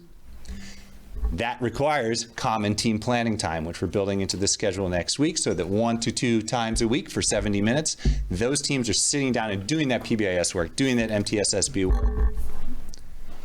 We have a robust student services department. What we're really focused on this year is the MTSSB. Kind of what is our system? How are we making sure that kids aren't falling through the cracks? What's our pathway when we see a kid start to struggle? Who's the champion of that kid? How do we increase the tiers of support if necessary? And then we're always thinking about those consequences for major behaviors. So that's WMS. Michelle and I are going to kind of land the plane together here. Before we do that, any Wyndham Middle School specific questions? Just a clarification for folks who do not know what MTSSB is. Could you speak English with what that means? Translate. Right, things are dead as soon as you give them an acronym. Multi-tiered systems of support - behavior. Got it. So what are, in just kind of little nutshell at Wyndham Middle School, every Thursday we have our student assistance team meeting, which is the 2 administrators, the 2 school counselors, the academic interventionist, and the social worker. All right, we're looking at attendance data. What's the system for supporting attendance? Then we look at kids whose behavior is popping up. Okay, who needs a tier 2 support? Who should we think about putting on a positive behavior plan? What are things that this whole team is doing to support everybody's behavior? Then we've got, tier 3 kids that really say, hey, I think the student needs a bi-weekly check-in with a social worker to unpack what we're seeing on their behavior plan, to unpack what behaviors they're seeing. So basically the system that we have in place for systematically supporting those kids. Excellent, thank you. Anybody? All right. Here goes. So, right, we have this great opportunity In the fall of 2026, we're opening a new school. So we've got, I can't do the math, 4 years to really get good at these things so that when we open those new doors, the systems are in place and practiced. There's common language, as somebody said, between the two schools, common systems and common beliefs in the teachers, so that we can really hit the ground running with these practices, which we feel are the best practices for kids. So in the interest of kind of telling you some of those things that we know are on the horizon and how we're working towards them, and then comparing and contrasting it to a more traditional model of school punishments and school discipline, we've kind of summarized in this table. Michelle's going to talk about the first couple, and then I'll... All right, so behavior is motivated by, traditionally, in the traditional model, it was rewards and punishment. In the restorative model, it's that sense of belonging, that strong social connections, which we've talked about with the circles and with advisories and with different things. And so in the new middle school, you know, a system or a structure to support that would be an advisory program, which we both have talked about. Definitely going to be putting that in place at Jordan Small, and the Wyndham Middle School has that going. And then also teaming, so a student has a home base and a team of teachers that support them. So that will definitely be some of the things that will be a part of the new school. The mindset of adults can influence behavior by responding in the moment is that part of that traditional model, whereas in the restorative, it's that building ongoing relationships based on mutual respect. One potential way of doing that is looping, specifically with the 5th and 6th graders. You know, it's not set in stone, but it's an opportunity that we can look at where they have the time or the chance to, you know, know the teachers in 5th grade and grow with them into 6th grade. And they will build those strong relationships. And as Peter had talked about, the applied arts being on team, so that's one more adult on the team. It gives them more support, and so those are potential ways of really, you know, supporting kids in the new middle school. There's this mindset, right? What does respect mean? In a traditional model of school discipline, respect means you comply with authority. I told you to do it, you didn't do it, here's the punishment. In a restorative model, it really decenters that. And both adults and students deserve dignity and respect and be held accountable for their actions. So some things we're doing, first of all, the district's diversity, equity, and inclusion work, I think really gets at the heart of this, because for our students of color, for our students with disabilities, we've got these, you know, hundreds of year-old systems of, I'm in power, I told you to do this, you didn't do it. So we really need to kind of reevaluate the power structures of our schools so that students are being treated with dignity. And then kind of concurrently with that is, how can we co-develop with students what the expected positive behaviors are? So giving students a voice in naming what the behavior should look like in the cafeteria. What should the behaviors look like in the classroom? Co-developing those things so that everybody can have a common language and everybody can be held accountable for those. When we think about responding to behavior in a traditional model, it's all about stop saying that, get out, here's the punishment, detention, right? It's about isolation is the key word there. You know, Craig told me something recently that no student is disposable. And that's really stuck with me since you said that. And I think it really fits in here, right? We can't remove kids because every kid is valuable to that classroom. So how do we, you know, focus on rebuilding those relationships and providing natural consequences to hold kids accountable? And that's where that MTSSB stuff comes in, having robust student services so that our social workers, our school counselors, and a bevy of administrators in the new building can really help support kids in productive restorative consequences, not isolation. And then lastly, like learning is maximized in a traditional model, right? It's when the adult is in the front of the room, they are the locus of control, kids are looking at them. In a restorative model, learning is maximized when kids feel like they belong in that academic community and they're doing authentic work, right? So they're connected to the work. That's when they're learning. And you know, we've talked about this before, but that's the value in project-based learning, because that really gives kids that sense of authenticity and that sense that, hey, I'm doing meaningful things with these other peers around me, and I need to get along with them in order to do those meaningful things. The instructional framework that the district has adopted also kind of hand in hand names project-based learning, names authentic tasks as something that students need to be doing.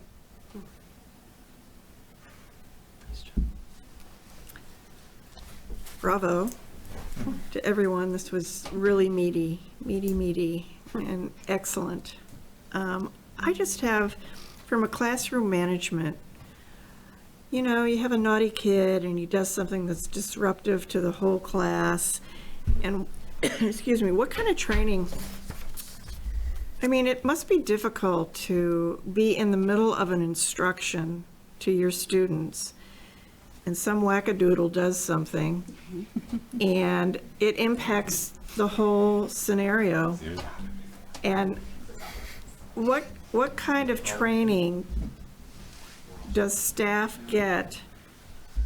Do you see where I'm going? I mean, can you just like, ugh. You can't. I mean, in this model, you can't say, you're out. Can you? I don't think you should. I think our teachers will say, pause. I mean, the learning's not important right now. Okay. What just happened is the situation that we need. I've had teachers that our teachers have gone through some trainings and feel comfortable with circles. We'll push pause, unless it's something pretty egregious, you know. Yeah. Push pause and say, all right, let's just talk about what just happened. Oh, okay. Yeah. Okay. We've had that happen. Right. So if you have well understood classroom norms that the kids are bought into and could name them, you know, with their eyes closed, they could name what they are, then you could circle everybody up and be like, okay, you know, how did this thing intersect with, you know, these 4 norms that we have around being respectful and listening, or whatever they may be. And so there may be an opportunity for that, depending on the classroom and the comfort of the teacher, or there may not. And in some instances, if it's truly disruptive, it is probably an okay idea for the kid to get some space elsewhere. But then that's where you have those restorative conversations and questions with the student as well.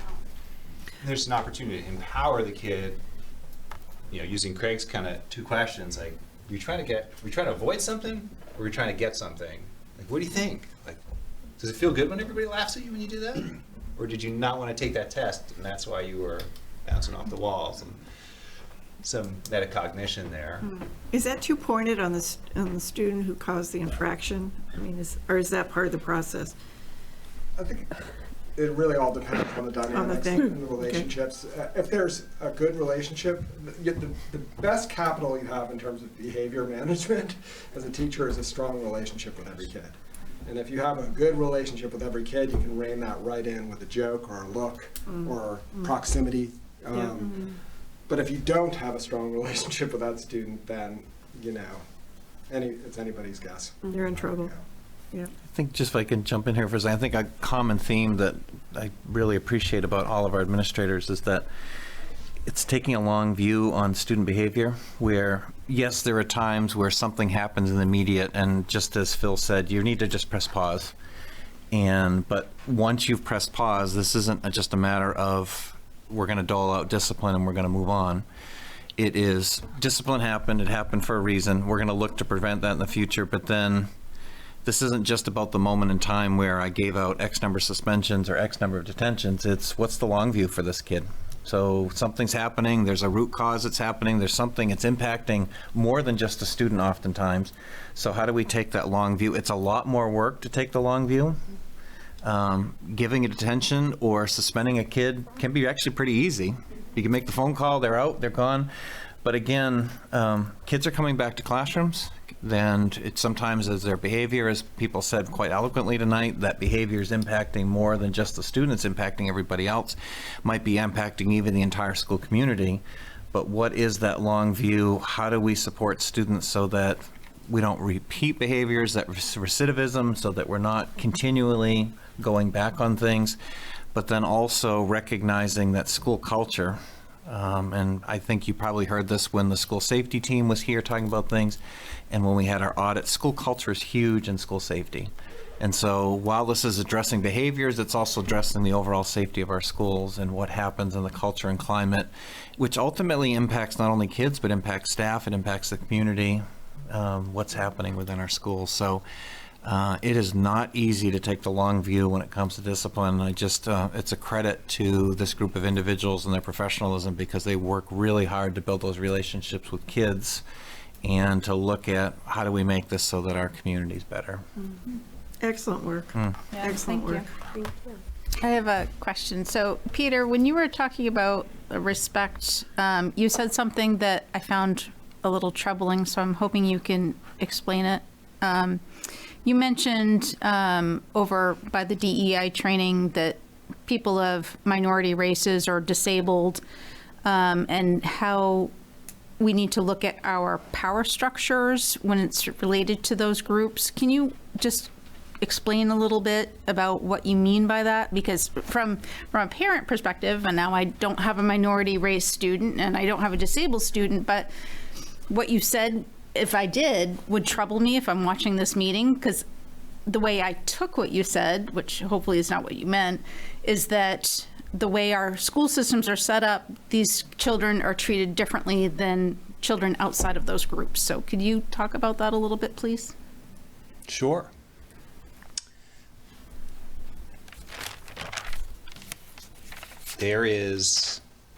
I need, as a white, cisgendered male, I need to make sure when I'm going into conversations with kids that I'm not inadvertently putting myself in a position of power that's been reinforced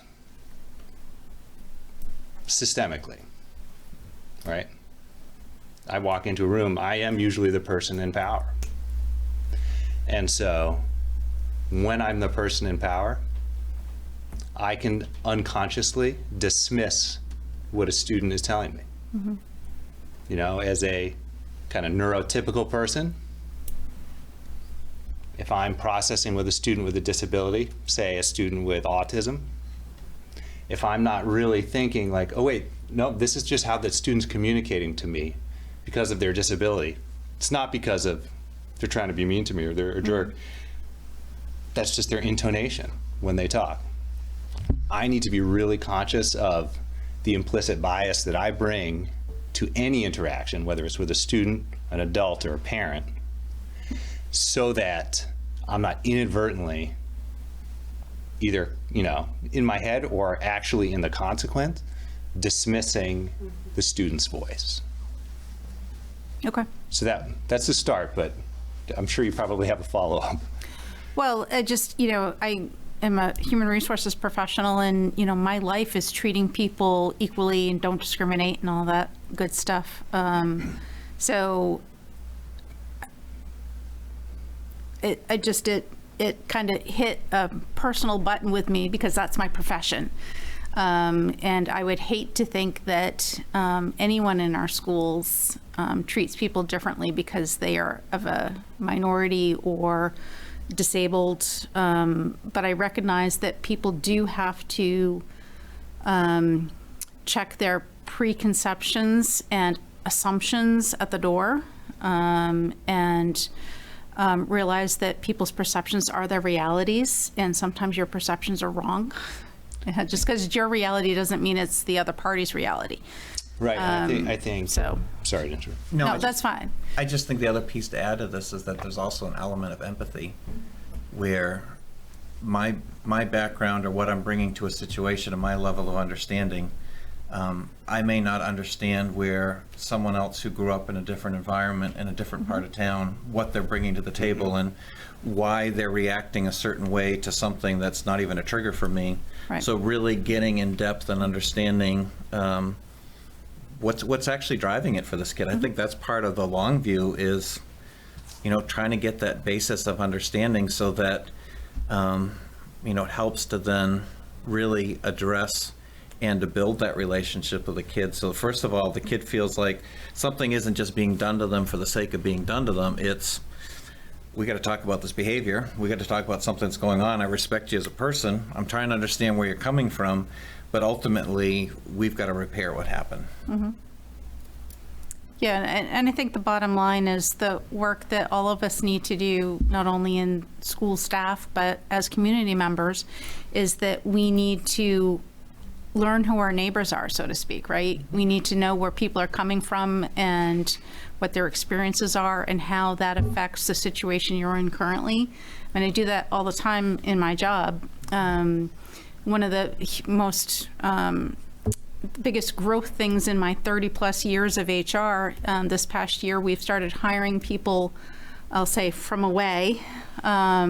They are of a minority race, and we are flying them to Maine to work in our company because we can't find enough local people.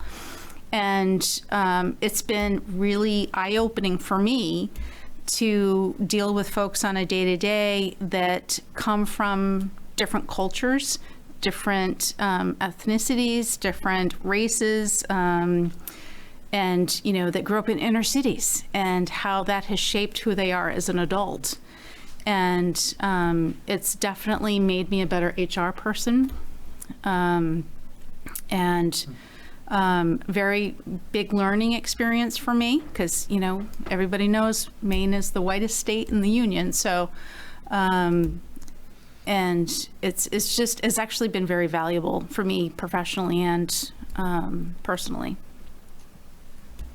Can I just make one comment on that? I think, Shara, the way that I took your comment in the context of what I think Peter was trying to say, and maybe this is just my take on it to try to connect with where you're coming from, was the skill set that's developed in this type of training at a professional level for the educators in the district is the same type of skill that they would need to develop to be mindful of that respect dynamic. That's how I took it.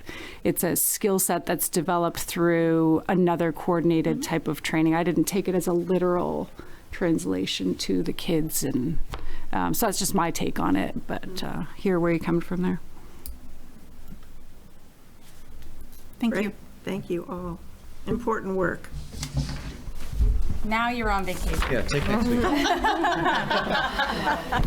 Yeah. Let's stick around for Ryan. Next up, item number 11. I'd like to welcome Principal Ryan Karen. Yeah, I got it, Phil. Always get your back. I know. I'm welcoming Principal Ryan Karen, who's going to present proposed new offerings for the high school. It's not me. Good evening. Thanks for having me. We've got a number of courses. So this is a continuation on what we talked about 2 years ago and then again last year. I really am trying to push an academic setting at the high school. So more kids taking more classes. We kind of just told the guidance counselors, tell the kids they all have to be taking 6 classes this year, all the time. They did, and the kids just kind of signed up. So we've got more kids taking classes now than we have any year that I've been at the high school. We're looking at, and we're having conversations at the department leadership level around, do we maybe look at increasing our graduation requirements from 22 to a little bit higher, and then maybe, so in my perfect world, while I've got you, I'll share what I think. I would say we increase the amount of classes kids have to take, decrease the specificity. Let them take more classes in the areas that they're really interested in taking. That's some heavy work because you're going to make sure that we're meeting all of the standards that we have. The reason that we have the specificity we have is because it lays out the standards we want all kids to meet. I think with integrated work and the different things that we're doing, we can find ways to meet all of our standards and give kids more access to areas that they're super interested in. In order to do that, one of the first steps is to offer more classes in areas that they're interested in. So I asked teachers to talk to your kids, talk to your departments, find some things that you think kids would be interested in taking, and make some proposals. And I'll share them with the board, and we can see how things go. The way that I run the schedule, once a course is approved, we send it out to the students, and then they fill out their request in Infinite Campus and it runs. And then if there are classes that kids are interested in, then we run those sections. If they're not, if they don't have full sections, I'm not going to won't run a section that doesn't have a lot of interest and take away a section of something that has interest. So it's really based on really pushing for our schedule to be based on students having access to as many of the courses that we offer as we can, and then building the schedule around the classes that kids are choosing. So some of the classes that we've presented in recent years, robotics has gone through the roof. We've got an active robotics team now. We've got active robotics classes.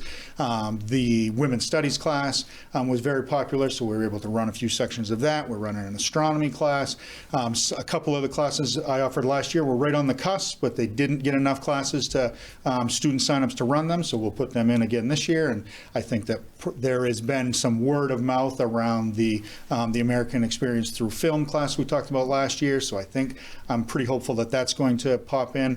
So some classes here that are teacher proposed because they're things that our kids need, and then some classes here that teachers propose because they're things that we think our kids would be interested in learning more about. So I can go through the one by one. I don't know how you have them in order, but I'll go by the order that I have. The first one is very cool. This is it's the algebra for the trades. It is, this is kind of created by the work that we've done within math, we as a district have done within math. So I've talked a lot about Algebra 1 being our entry-level math class at the high school level, and that's what's appropriate. And then Algebra 1, Geometry, Algebra 2. Algebra 2, at the end of Algebra 2, students have met their high school math requirement in terms of the math you need to be a high school graduate. But we have a fourth-year math requirement. So which I also think is very appropriate. Kids should be taking math all 4 years of high school. But if they're starting with Algebra 1 now, if the vast majority is starting with Algebra 1, by the time they finish their junior year, they've completed our curricular math classes, where we had a large number of kids that were finishing in Algebra 2 in the past. Now we have a lot that are finishing Algebra 2 their junior year. Then our senior year, pre-calculus and statistics maybe isn't appropriate for all kids in their senior year. Now we've got this whole group of kids that have met their math requirement of Algebra 2 by the time their junior year is over.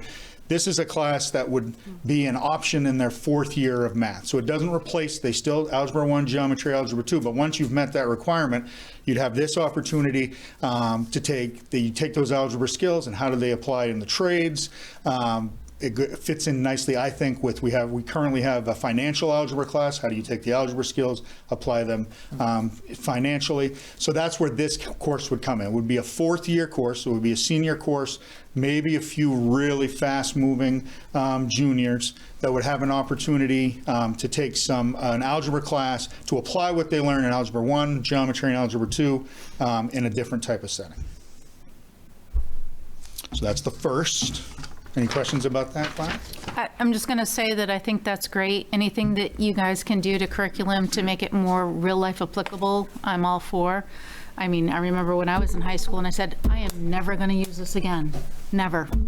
And here I am, X number of years later. I won't say how many. And yeah, I've not used that stuff. And so, yeah. So this gives us such a variety for the senior year math option. So you've got pre-calculus, you have some kids that are in calculus, you have some kids that are in statistics, financial algebra, and now you would have algebra for the trades, and then you'll still have a group of kids that are finishing up their core math instruction through Algebra 2. But it's another option in that senior year. Ryan, just a general question for everything that you're going to present. Well, specifically to this one. Would this require any new staffing? Nope, this would be a shifting, so nothing that I'm proposing would be additional staffing. These classes would be things that we would try to offer within our schedule. So we've made a schedule change in the last year and a half where we now have, we've got block scheduling, which allows for team planning, grade level planning, and a lot of things where teachers are having some time to work together, and then that sharing the load on some of the core classes allows for some teachers to take some time to develop some of these additional classes. Perfect. In some cases, it would be a 6th class. So a teacher would say, I'll teach, instead of teaching the traditional 5 classes in the study hall, I'll teach a 6th class as this elective. I'm trying to do is move the big study halls out of the cafeteria and have workshop study halls in classrooms with teachers.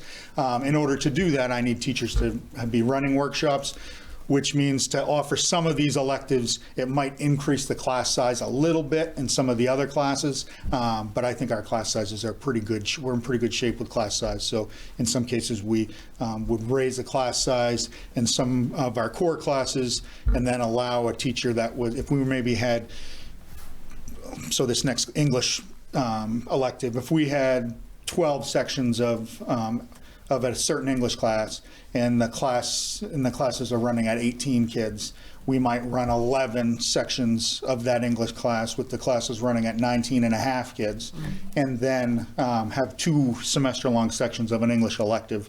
So the kids are still taking their English class, and now they're choosing to take these other choice-based classes.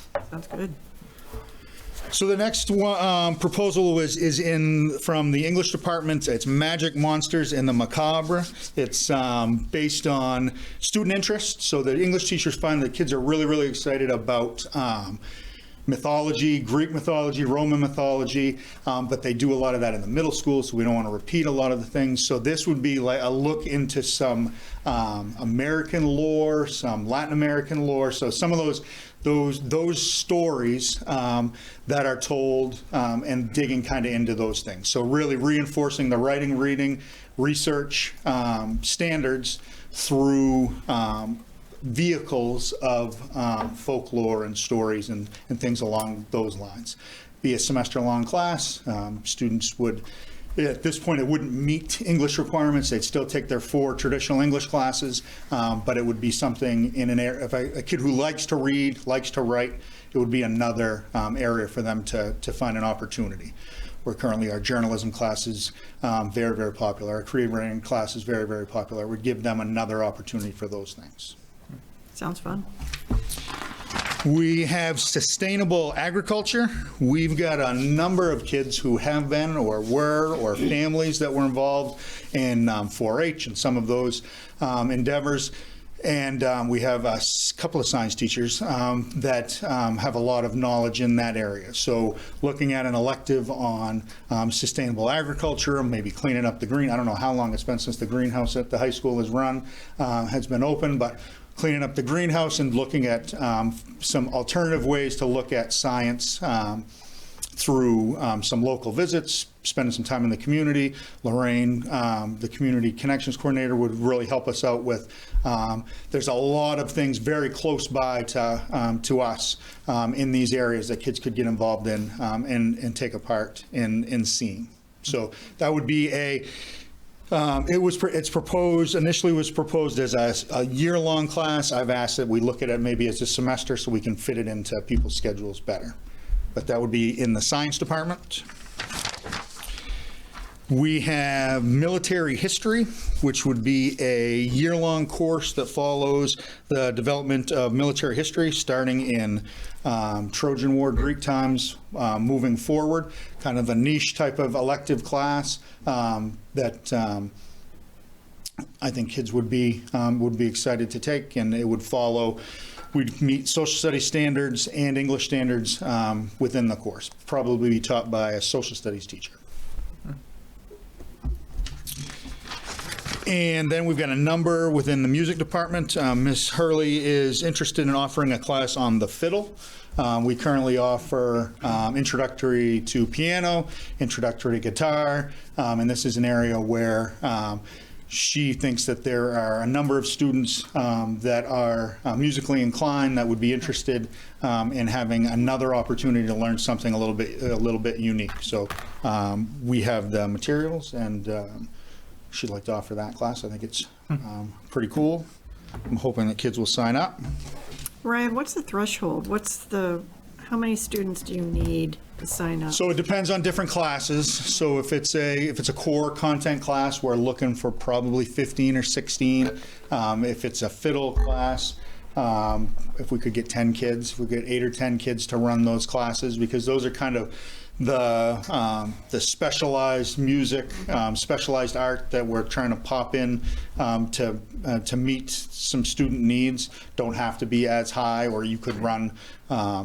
Katie said she could run have fiddle and guitar going at the same time if we needed to do things, and then with the space that we have, be available to do different things. So just trying to reach more kids, bring more kids, and give some more flexibility. So if sometimes a student will have to choose, do I want to, I'm really interested in taking introduction to guitar. I think that'd be pretty neat, but it can only run in one section because she's got the band and this. And so to have the more opportunities we have for individual student-paced learning, she thinks we can bring more kids in. Good. So she's also interested in offering Introduction to Modern Band, which would be a band course for students with little or no musical background, so open to all students.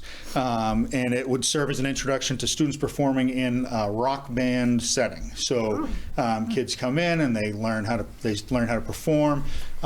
We had some kids without the class. We just had some kids that work with her that put on a couple of concerts for us last year that were just amazing.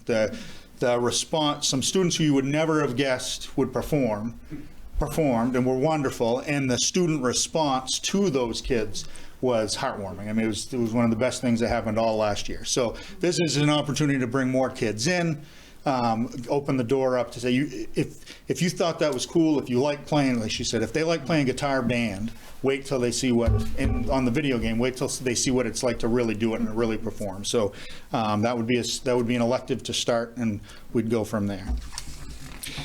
And then there's jazz band. She'd like to offer a true jazz band. When I was at South Portland, we had an award-winning jazz band that did a lot of cool things and grew in size. So this jazz band would be a lot of our current music students, giving them another opportunity to perform in a different way, and then with the hope that could end up being a performance ensemble, a group that learns about it, learns the style, and then spends some time performing out and showing off what we can do, which is pretty exciting. Again, it would be an elective half-year class to fit in around those full-year band, orchestra, chorus classes. And then a little bit of structural, like a freshman concert band, there's 2 of them, and a freshman orchestra, to try to set the foundation for students to feel more comfortable instead of having, so if there were students that were ready to go into the full concert, the full orchestra or full band, they wouldn't be required to take the freshman course first, but it would be a nice entry point for students, especially as we're bringing kids from 2 different schools and trying to get everybody on board and ready to perform. So there's no different content there. It's the structure with how we would do things. And then the last one, I just wanted to share it. It's nothing that would be approved by this group because it's a special education class. It would be called Resource Math 2, and I'll have to work with Lisa Garno, and we'll look to see if it's something we need to offer, but I wanted to share it because I think it's pretty neat that our math department and our special ed department have been having conversations around. So our resource level math is math class that's based on meeting students' needs through the IEP process. And we have been trying to move kids from resource math into our regular ed curriculum with supports, with the new Algebra 1 Every Day. How that works. So the special ed department and the math department at the high schools have been talking about, is there a way that if we can identify a student that is going to be ready or should be ready for Algebra 1 by maybe their junior year, can we have another tier to that resource level class so that we're meeting our goals and providing the skills that they're going to need to be successful in a true Algebra 1 class. So I wanted to share that because it's another opportunity for more of our kids to be accessing true high school curriculum while they're at the high school. And I think it's a testament to the work that we're doing and the way that we're looking at taking real curriculum and figuring out the way to share that with a different group of kids instead of giving them less of a curriculum, which is kind of the way that things were done for a long, long time. Now we're saying more and more kids are going to have access to that rich curriculum, and some kids are just going to have access to it in different ways. So we'll change the instruction and not the curriculum. And this is it's the baby steps of two groups being thoughtful about how can we prepare our kids to be, more of our kids to have access to that curriculum. So I wanted to share it. It's nothing that we would, that you would speak upon or have to approve, because it's done through the IEP process, but I think it shows the direction that we're going in math. Good. Great. Any questions? Yeah, so, I've had the opportunity to listen to you a year ago, talk about the new classes you want to add, and again this year. And it seems that you and your team are coming up with some pretty creative things to keep kids engaged and prepare them for real life. One of the classes that my daughter's taking this year is Revolutionary Ideas. And she tells me she hates history and she hates politics, and that's what this class is about. And I get excited. I'm like, do you have homework tonight? Because I want to, it's two things that I'm passionate about. So, Chris, you should know by now that I'm always looking for new revenue streams for the RSU. So at what point are we going to be able to take some of these innovative classes and tape them, so then people could buy a subscription and watch them on their own time and participate in the class? Make a streaming service. No, we're going to actually create non-functional tokens, right? And we're going to start creating classes. Non-functional. Right? Aren't they NFTs? Yeah. Yes. No, non-fungible. I say functional is not the word. Sorry, it's an interesting process. I think actually, and something else to look at would be, how do we offer these at conferences and other ways, as far as not only looking to support kids through restorative practices, but also looking to engage kids through real life learning opportunities. And honestly, with what Ryan's talked about for classes and the direction that's going on there, and then also what our middle schools are looking to do with project-based learning, it's all focused on how do we keep kids engaged and really wanting to go to school because they love the classes that they're in and that they're really learning some real world types of things. So I think that's the exciting part. Kind of a next step for the board is that on the January 4 meeting, you'll be voting on these. And then once those courses are either approved or not approved, they go into the course catalog. And student sign up is typically right before February break, if I remember correctly. We're trying to speed things up a little bit so that we have more flexibility than we've had before. Yeah, so we'll be coming right up, and then they'll already be starting to build the master schedule for next year, which is hard to believe. Exciting classes. Thank you. Yeah, really good stuff. Thank you. Thank you very much. We're going to move on to item 12. We have Christine Hessler, Director of Curriculum, Instruction, and Assessment, who will present the District Achievement Report. I do have an addition to your notebook. It's the second edition of our newsletter that I'll pass around so you can put. That would be your. TV's may have fallen asleep. Oh, I might need our friend to turn that back up. I'll run out. Oh, I heard a voice. He's coming, Christine. Can you, do you have them in yours? I do? Yes. Okay. I'm glad you looked at these. I did this. No. Yeah, it's just a chunk. So you just pass it to Al. Thank you. I appreciate it. That's my take. Yeah, there we go. He's too focused on our school board meeting. It's done. Is it done? Yeah, it is. That's so exciting. Photos. I didn't see your mom, so I didn't get to you get the news out. What's that? So I hadn't seen your mom. Oh. So I didn't get to. Right, she didn't spoil the good No, I news. wasn't at the wedding, so. Before I begin, I needed to tell you, I wish during their presentations about restorative practices. So, as you know, the RSU, like every other district, has had a lot of illness and not many subs. And so Christine, Chris, and I have been subbing, and I had the distinct pleasure of being a 5th grade teacher at Jordan Small for a week. And, in other schools. And the thing that impressed me so much is I'm going in, I'm brand new, and I'm like, hey, can you tell me what's your community like in here? And those kids went through and told me, this is how we run our class, this is what we do. They took so much pride in sharing their communities. Every room I have been in this entire fall, the learners are telling you, this is the way our class runs. Here's what we do. Because I'm coming in, I'm here to support you today. I'm really excited to be with you, but I don't know your learners. What do you do as learners in here? From kindergarten all the way up, and I'm just astounded. And it is because of the work that our staff are doing to create communities with kids. And so it's another piece of that puzzle that I just wanted you to hear about. But I'm sure my child was very happy to tell you how to run your classroom. She was awesome. She's like, do you know my mom?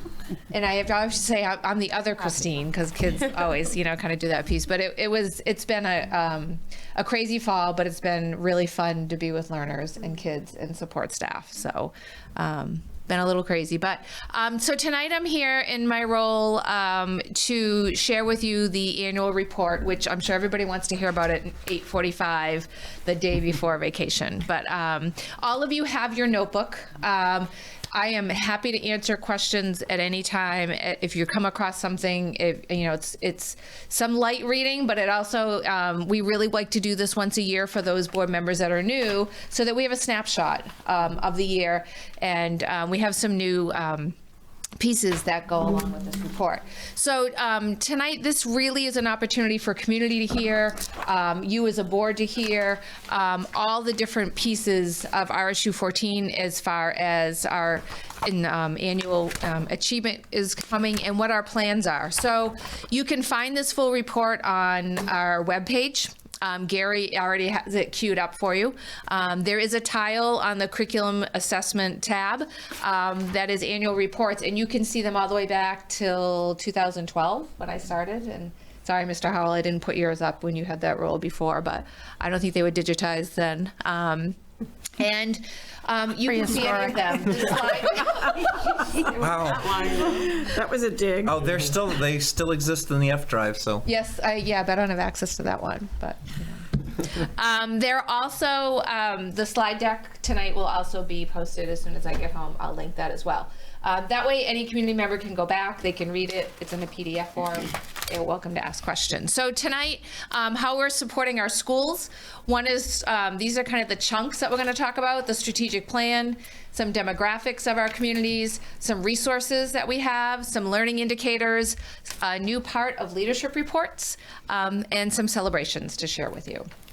So number one, which I won't spend a lot of time on because the lovely Christine Burtonay is always talking about this, but everything that we do in my department goes under the strategic plan.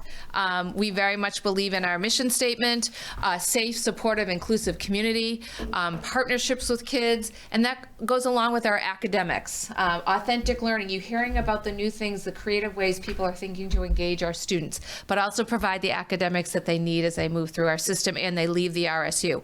I think one of the first things that struck me when I came here 12 years ago is that Chris would say, as a high school principal, he wanted every student who left Windham High School to have options. We didn't want to tie any kids' hands that they didn't have an option to do anything that they wanted to do. And that's always kind of resonated with me. So first of all, it starts with the heart of our community, and we have so many wonderful community partners. I'm just listing a few of them, but we have Be the Influence, which you heard from Phil Rossetti tonight, is a huge force in our communities. Wyndham Parks and Rec, Raymond Parks and Rec, I'm bringing both of those out because one of our coaches talks about the partnership and things that they're offering to our kids in the communities. We have a really cool project to tell you about that we're going to be able to offer in the summer as well. Wyndham Historical Society, what our students are learning through a process and how they've revamped that entire project to learn about their own community, and then it dovetails perfectly with the Raymond and Casco Historical Society. So as students in elementary school are learning about their communities and the factors, we're tapping into those historical societies and providing a rich environment about their own past and their communities. And the other thing I can't say enough about are the amazing public libraries in both of our towns and what they're offering. Second is our demographics. What I've done here is I have provided screenshots for you, but you have the full piece. And the full notebook that you have in front of you is posted on the web. So if somebody really wants to go and see these, I don't think you want me to read through every title and every piece. But this gives you a snapshot of who we are and our demographics. Now, this is based on last year's data, but it has our graduation rate, it has our enrollments, it has our ethnicity and our student groups. It also talks about our total number of teachers, total students, and our grade spans. So all of those pieces tie into decisions. Yes, Christina? I was kind of surprised at the disparity between male and female graduation rates. Is that something we see statewide or something we've seen as a trend in years past? It's a statewide piece that we see when they aggregate all as that to why, data. or do we know why? The biggest thing is student engagement. Just boys aren't as engaged? Is that? There are other opportunities that may engage a student that then they don't want to actually finish up their high school experience. But it is a statewide phenomenon. Okay. Yeah. And it's not new. It surprised me. I hadn't noticed that before, I guess. It's not new either. Kids heading off, they have a job opportunity and choose not to finish up their high school diploma. What's interesting here is that, start also looking at that 5 and 6 year trend, and I'm always kind of curious to see 7 and 8 year, and then also looking at kids that go through our adult education program to also then earn their high set or their high school diploma equivalent, to see that kids are finishing up with some sort of certificate. But we do see a number of kids that, the adult ed route's a route they want to go because they can finish up earlier and go to work. And this community supports that. I was at a store that closed in Wyndham, was closing. I was in there buying something, and the young man at the counter was saying, yeah, we're closing. I said, oh, and he goes, but you know what I'm going to do? I'm going to go back. They got that sign out, and I'm going to go take that high set test. Oh. And I said, great, that's a great opportunity. Do you know where it's, of course, then I played the mom, you know where it's located? And he was like, oh yeah, no, that's perfect, thank you. But he was thinking, and it was just nice to be like, yeah, he goes, I know, I can go back and I could do that. And I think that speaks a lot about our community, is that he knew he had a choice, and he knew he could go back. So I thought that was kind of neat. Christine, is the 9.2 chronic absenteeism, is that similar across the state? That seems high. I don't know.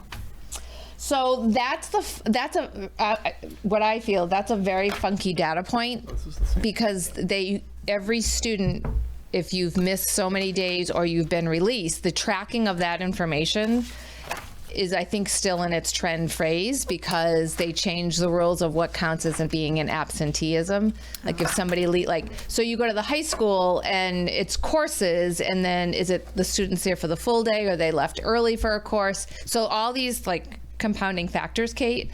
But I can see if Count Me In has any additional data that can provide you that piece with it. I'd be interested in that. So the next part we have is staff. Sorry. That's okay.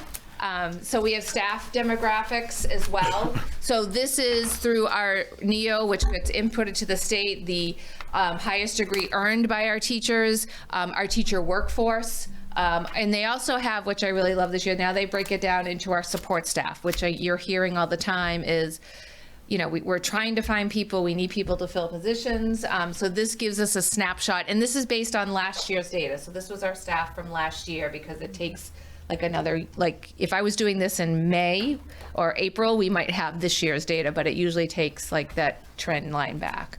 But this is our demographics. This is another snapshot that we always look at. These are our students receiving special education services. Lisa Garno and Kim Dubé break it down for us so we can see the categories, I can't even say it, the category identifications of our students. So this is based on October 1 numbers this year. Our count is down a little bit. We're down to 472 students. So our disability students who are identified is hovering right around 15%. We've been 15 to 16% over the past couple of years that we've done that piece. But that's all, we always report to you annually on that part. Yes. Are you allowed to give some examples of what's in other health impairments? Sure. If you had a student who has ADHD and that's impacting their academic achievement, they might be identified under OHI. So this is students with ADHD that also have an IEP. So if they have ADHD and a 504, they are not counted Correct. here. Yep. Okay. Yep. This is our data from economically disadvantaged data. This is the one that is the moving target that I'll be talking to you more about when we talk about the Title I funds when we get to the springtime. Now that all students in the state of Maine receive free lunch and breakfast, it's hard to track filling out that form. And that form is tied to Title I funding. But the thing that we've been pushing at and we're waiting to hear for, we should hear in January, is the Department of Education looking at another, not using like, did you get how many forms back, but looking at communities' poverty levels to determine those funds. So more is coming back on that piece. When I talked to Jeannie, this is again October 1, she's like, this is all we collected, and that's where it stands, because that what used to be the reason why people would fill out the form is to receive free and reduced lunch, but now they don't have to. And so, you know, we've tried every trick in the book to ask people to fill them out, online pieces. It is, and you've heard Jeannie speak about this piece. Yes. Sorry to keep interrupting you. No, this is what it's for tonight. If you can remind me, Title I is not just economically disadvantaged, it's also an academic. Absolutely, correct? but to get your funding is you have to hit a certain threshold in order to be given funds to do programming for students who are academically eligible for that piece. So the federal government needs needs a way or a mechanism to basically give out funds to districts. So the way that they do it is they look at the economically disadvantaged, with the idea that if you have more economically disadvantaged kids, you'd need more Title I funds to give that boost. Yeah. Just because someone's economically disadvantaged doesn't mean that they're actually. Well, right. I thought that was interesting that you're talking about two different subsets of children.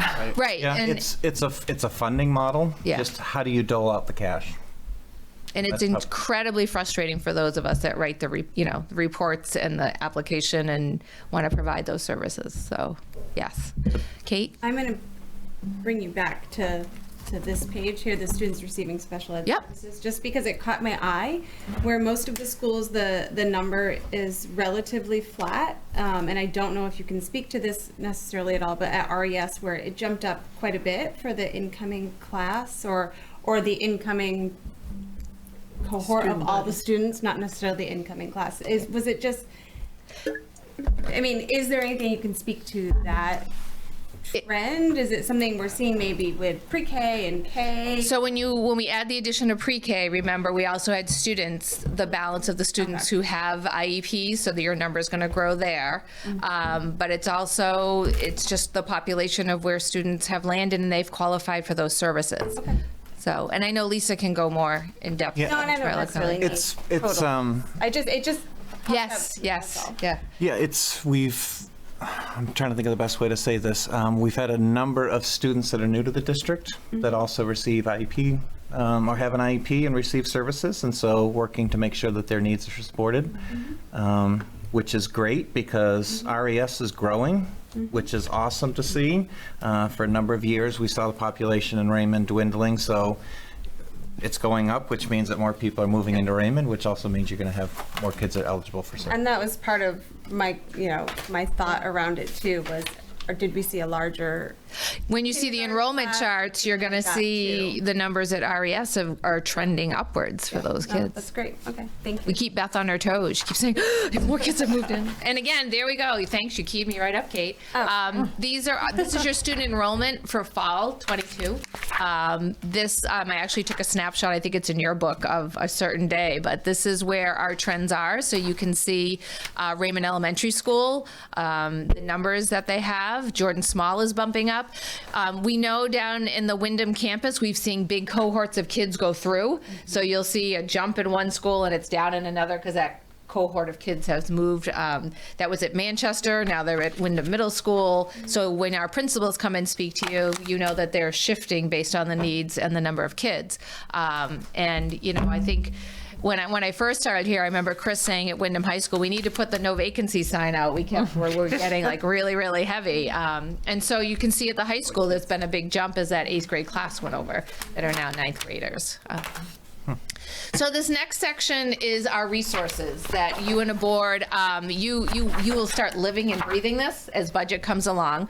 But what I do in my book for you is to just give you the trends from 2023 back like 4 years. So you can kind of see each of the cost centers because you guys get that huge book, and this kind of just gives you a snapshot of how much are we paying for each of the parts. We're also going to talk a little bit about the details, the price per pupil cost comparison, which I know Chris will talk about in your budget piece. And then another resource we have is a mobile computer science grant that I'm excited to talk to you about. So the first part is your budget. That is a breakdown of the total like regular instruction, special education, other instructional pieces, and the percentages of budget that are in each of the categories. So this is what you live and breathe as we go into the new year with your budget and you're developing. I think it's just a nice way to show. Just a reminder for public or anybody new, CTE is not funded in the school. It comes through another channel, so that's why that's at 0. That doesn't mean we don't support our CTE parents.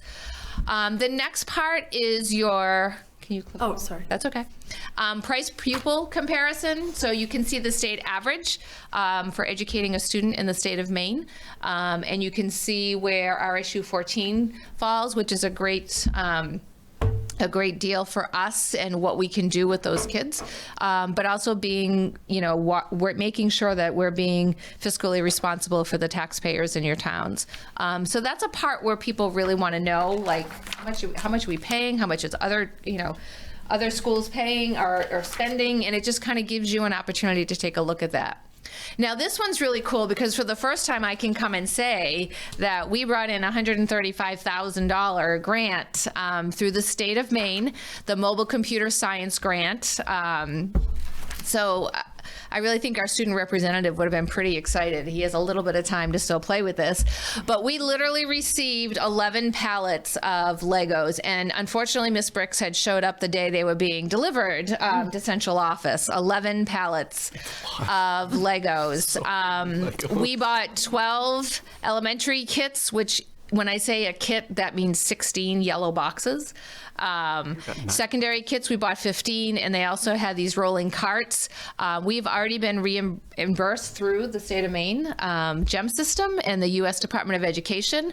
But as you can see in the pictures, we had boxes everywhere. You'll be happy to know that we have organized and disseminated and stickered and opened and updated and labeled all of that program.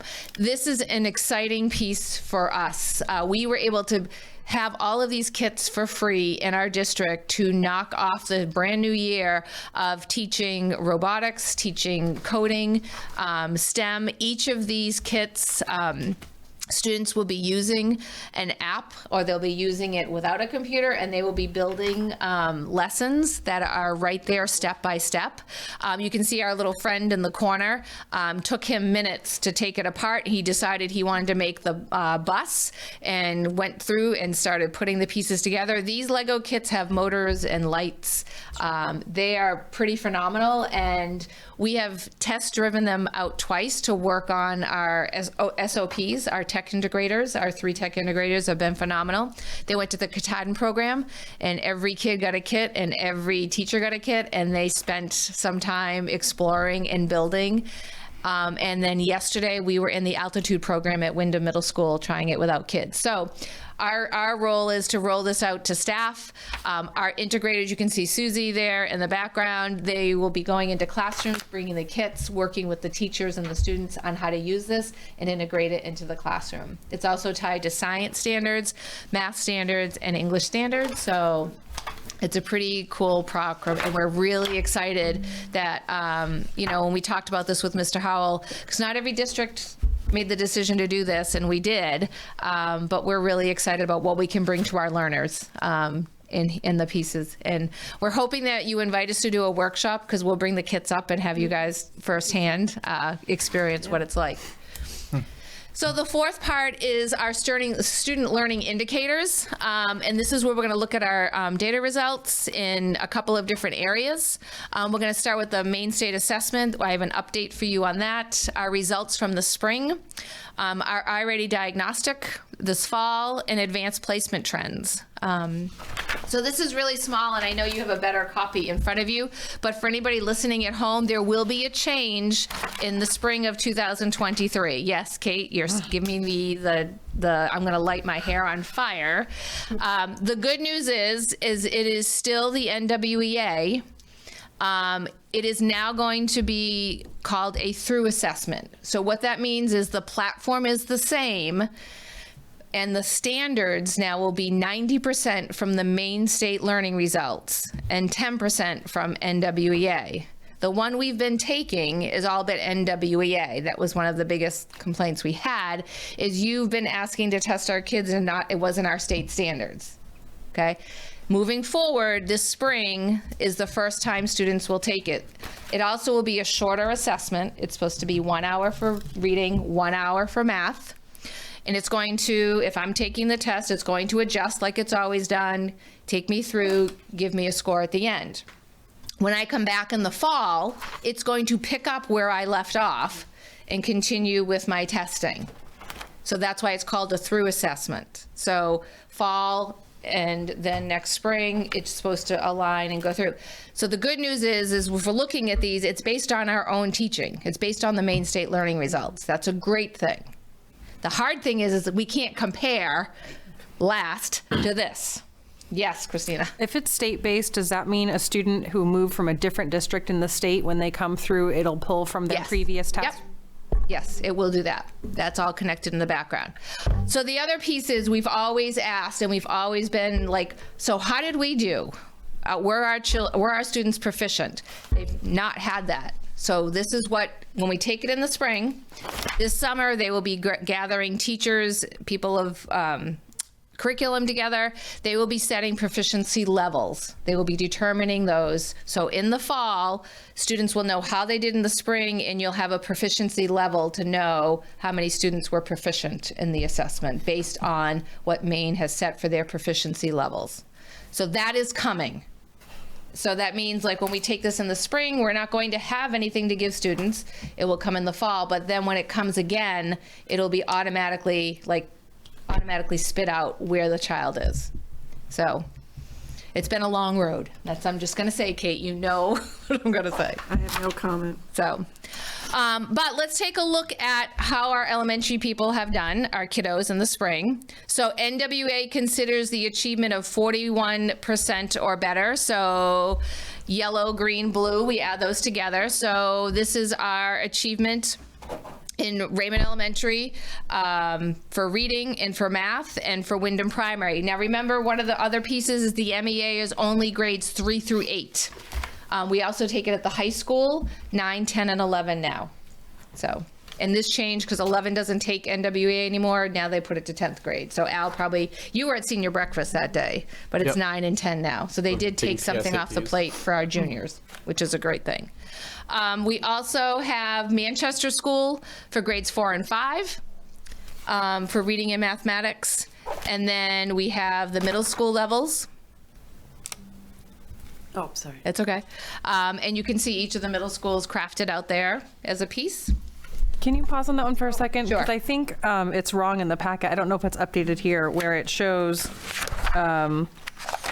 middle school math, high school reading, and then the next block is high school math, high school reading. Like one of the charts is duplicated.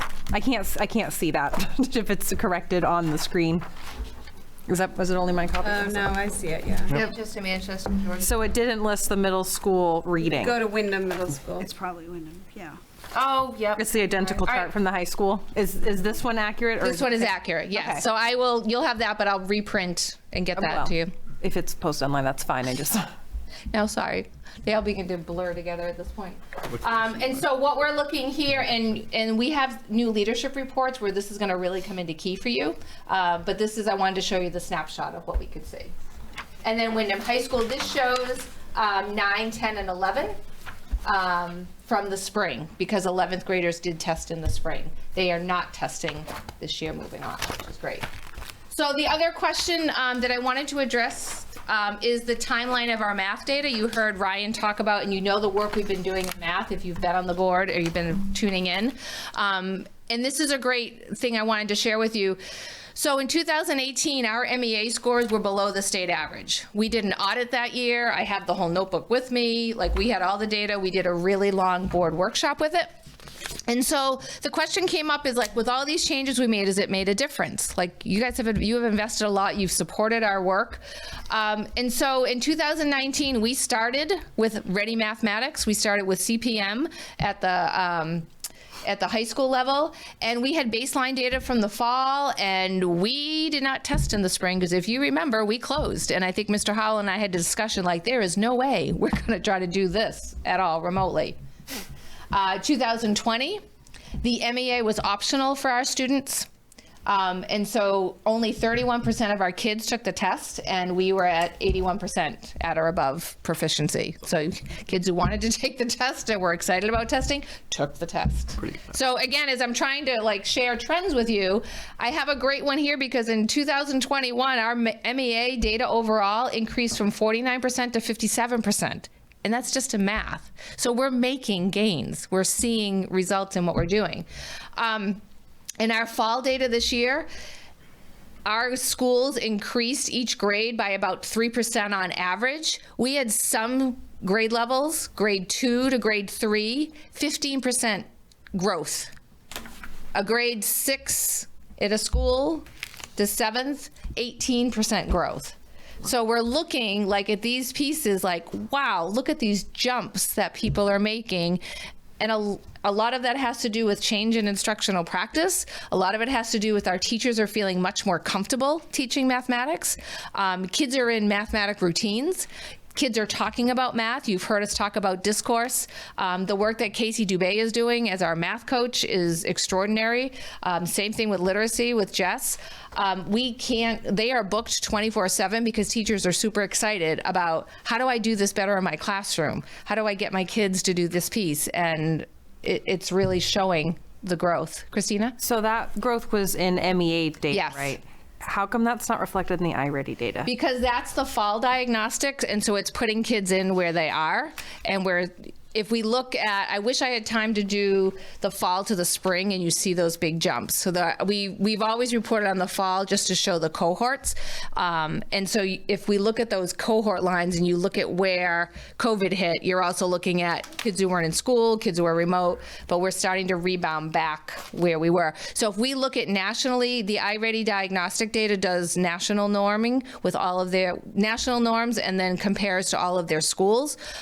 We are already back to pre-COVID times, and we're above the national average in most of our grade levels. So we are moving, and we're continuing to grow. So. Okay.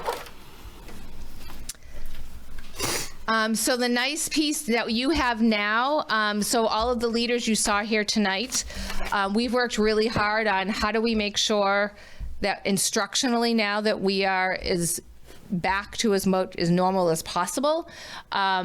They have a snapshot of their data. You have their fall data. So this is our data from the fall. So your K through 8s will have iReady. Your grades 3 through 8 in high school will also have NWEA. And based on this data, they have done they have reflected on 4 things. What are the bright spots in their school data? So now they're looking at it. I look at district-wide. They're looking at their data at this school. What are some areas of improvement? Based on this data, what is an area of focus in their building from this fall? And what action steps will they take based on their area of focus? So you have every school represented. They've all written out and shared with you what their plans are and their action steps for what is based on our learners who were in this fall and where these 2 data points are from. So, which is really nice because we can talk about it, but what are we doing with it is the piece. So you have, like, right there in front of you what their action steps are in that part, which is really nice. So that's a part. Some celebrations. Coaches we have in math and literacy. I talked about Casey, who's been here doing some math work. You see up in the corner, if any of you were at Raymond Elementary, our Title I night, our spooky math night, we had people lined up almost to the end of the driveway. We couldn't get them in fast enough. Families coming in and playing math games, learning some strategies to do with their students. Even though it was a Title I night, we invite the entire community. We did some surveying with parents. We had some great feedback from parents. Wyndham Primary did a cooking night, and they integrated writing, mathematics and cooking. Chef Ryan was there. The place was packed to the gills. It was awesome to see families together, learning how to cook a recipe and make awesome granola and yogurt, and they were cooking fruit. And it was so nice and to listen to Chef Ryan. He's also talking about the connection to mathematics and how they were measuring. So it was really great for those learners. And then the Manchester School has an entire, if you have not checked out Manchester's Title I site, they have stories that teachers are reading. They have strategies that they have going on. It's really, really cool and important. Our tech integrators, they have been instrumental in making sure that the BenQs are up and they're running, and not only planning with teachers on how to integrate technology in their classroom, but also making sure that the pieces of technology that they have are working and running smoothly. They are super excited for this. I alluded to it earlier, our Lego project. They're working also with Michelle Lane at the high school on robotics. And so how do we engage these kids? So they're going to come in and do that heavy lifting for the teachers and get the teachers comfortable with using the Lego kits because of the problem solving. What are the nice thing, and Al probably knows this as well, but when kids are building, if something isn't working, they have to problem solve and try to figure it out. I mean, and we're talking about real life application. So watching the lessons yesterday in Altitude of a student who something wasn't working, and watching Richie Vickers say, well, why do you think it's not working? What step did you want to check? And the student sat and figured it out, and he's like, oh, I had this on backwards. And he's like, well, what are you going to do about it? So the kid took it off, put it back on, and he's like, dude, you can't break it. You're all fine. Just keep trying to do it. But these are some of the skills that some kids are afraid to make mistakes, and this is a way to do it safely and to know that, wow, if it can do this, I wonder, can it do that? I don't know. Why don't you try it? Show us what you do. And then having the kids capture what they're doing and sharing it. So it's really a cool piece. So one of the nice things with our littles, with our elementary kids, the tech integrators were meeting yesterday, talking about classrooms that they're going to go in and that teachers have already reached out. And then they came up to, well, with our K-2 learners, they can use their iPad and they can scan their QR code, they can capture their learning, and then our pre-Kers know how to upload to Seesaw so parents can see what they're learning. So they took it a whole other level of, well, this is great, and then they can share it out by this way. So it was nice to see that teamwork, that collaboration. We also will be able to use these Lego kits if we have summer academies.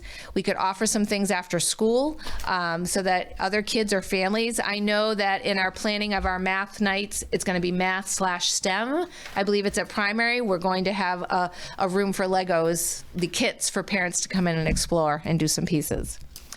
The other part is you have in your notebook, this year we made a curriculum newsletter, and so we send that out monthly, and it just kind of encapsulates some of the work that we're doing. We kind of sprinkle in some instructional strategies, because this goes to our staff. It also gives us a quick update on the curriculum committee, and those updates that we're having. And it's really exciting that through the curriculum committee and the conversations with staff, like we found a really big need, for example, on mystery science. So teachers were like, I'm buying all this stuff on my own. We kept hearing it over and over again. So what we did is Susie Stevens, who is our tech integrator, we had mystery science. We got it free for the entire year. We took a first grade unit. We have teachers who are like, yeah, I want to teach that unit. So we purchased everything they needed, and we made our first kit today. So when we come back, this kit with everything that they need, and I believe it's on the next slide, down that corner, everything is made, cut, laminated, everything is ready to go to hand to that teacher so they can teach the entire science unit. And that way we can help support teachers. So it's something so small, but it's something huge for our teachers. And we also had some fun. So this was yesterday in the RSU. So the blue character Kate got to see, both Kates, I believe, that is Snarg. That is one of the mascots in our iReady program and our math program. They went and visited both elementary schools yesterday, along with the Cat in the Hat and a crayon, to say, you know, have a great break. You've worked really hard. Snarg was at Manchester last Friday, celebrating with the students. They had a little contest of minutes on pathways that kids were working on. And so Snarg went through the building to see the kids, take pictures with them. It was really fun.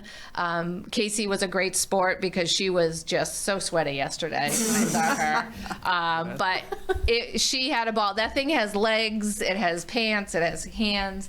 But this is some of the work. There's Richie working with our students in the program we did yesterday. Really just in classrooms all the time. They've jumped in and subbed to help people, but they're also like, how can I help you? What are you working on? And I feel so blessed to actually have people and have a team and be able to meet the needs of our teachers as they're doing restorative practices, as they're trying to teach our kids, as navigating all these pieces. So it's been great. So I'm happy to answer. I know that was a lot, and I apologize, but there's a lot of information that we historically like to look at each year. And then we have some new pieces to look at as well. So, anyone have any questions? I do. And obviously, having a child in the 5th grade, I paid attention to some of the 5th grade scores. The math difference between the 5th graders at Manchester and the 5th graders at Jordan Small is pretty, 60% at Manchester and 47 at Jordan Small, if my math is correct. I think so. What sort of steps are in place to try to make sure that that gap gets a lot smaller over the next few years before the kiddos are in high school together? Yeah, it already has happened. So the 6th grade that made that huge jump was from Jordan Small, which is the other hard part with Jordan Small and Raymond Kate, as you know, is there's such small numbers of kids. So when you look at, is it 2 kids that are there that pull it down? Or so that's statistically, it's a hard piece to look at. Every piece of data we have like this, we respond by offering coaching, we model pieces, we dig down how many of those students may have an IEP or a 504, what is instruction looking like, and then for a group of students, when their number is that large, we look at how is it being taught in Tier 1 for your core support, and what do those students need? So we're always on that piece. But sometimes when I look at Jordan Small, I look at like how many kids are in the class. We've had some big classes at Jordan Small. We've had some tiny ones at Jordan Small. Yep. So, and I always tell parents, look at your child's data. Look at how your child is responding at school. Like triangulate your data. Like what is your gut telling you? What is the teacher saying? What is the data point saying? Look at the whole thing before you make one piece of a judgment. So. Anyone else? I just have one quick question. Sorry, I know it's late. Can you answer just generally a question about what it means in iReady, the mechanism of testing out versus testing all the categories and how that impacts the results you get and why it does that? It tests out, the only kids we find who have tested out have been so another data point to think about, and I should have mentioned this, our 8th graders that are in pre-algebra at Jordan Small and Wyndham Middle do not take iReady. We solely look at NWA because they've tested out. They're going to take the test and it doesn't go any further. It stops at pre-algebra. So that's why if a child has tested out, then they have significantly showed that they are solid in that skill for that span. So it could be number and operation.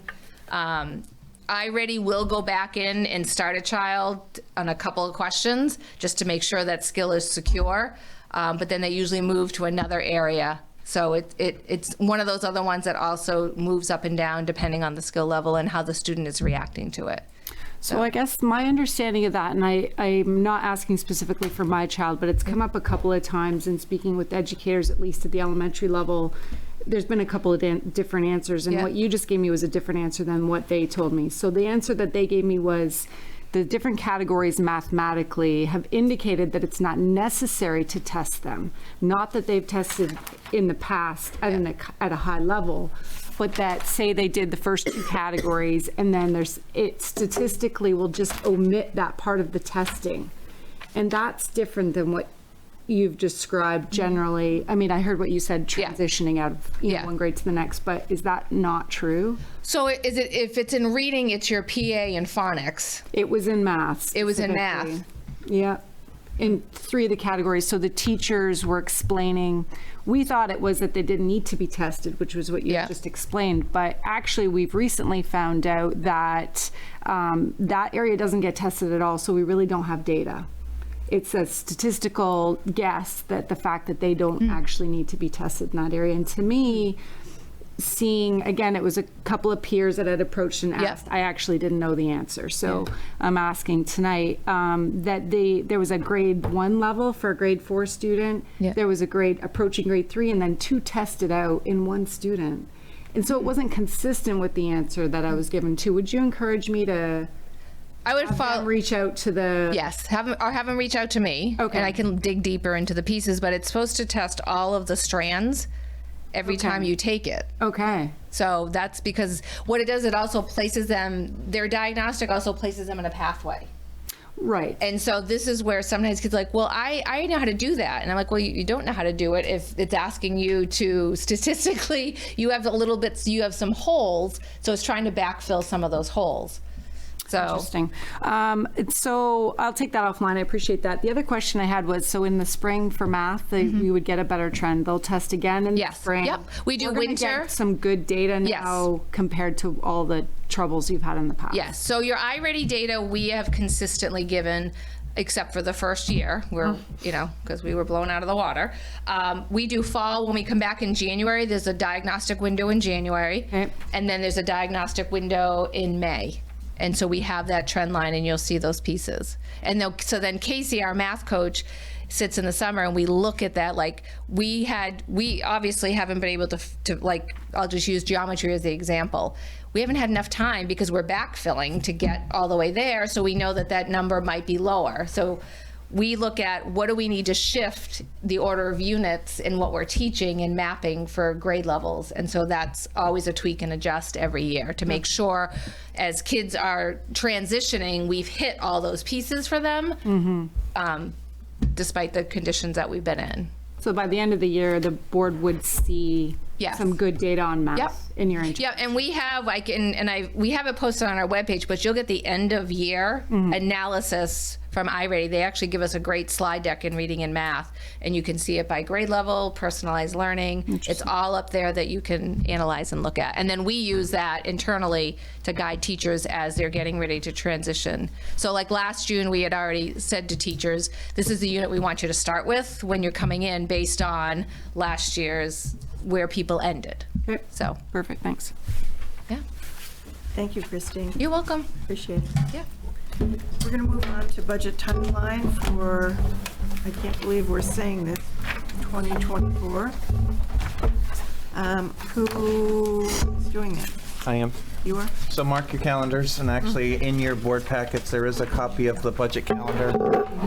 We started budget about a month ago, and we have met with all the administrators, all the program directors, taking a look at possible needs moving forward. A team, after we get back, will be using all of January to start to whittle the budget down a little bit, to look at what are some of the possibilities and what are some programs and things we want to bring forward and what things maybe not this year. February 1st is the first opportunity. There'll be a joint workshop with the school board and the A team to talk through what are some of the budget things that are going to be coming forward, kind of give you a sneak preview. It also comes out of some old music days with, could there possibly be some controversial things that might be being brought forth in the budget, so that board has an opportunity to just kind of get a sneak peek. We have a general idea of numbers but budget is not finalized.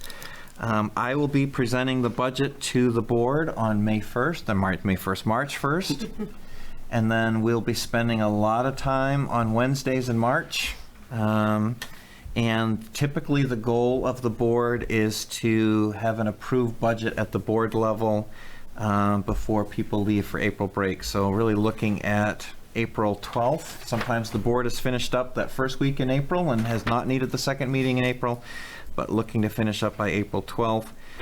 And then looking to then bring the budget to your legislative body, which is a public budget meeting on May 17th in the Wyndham High School Auditorium.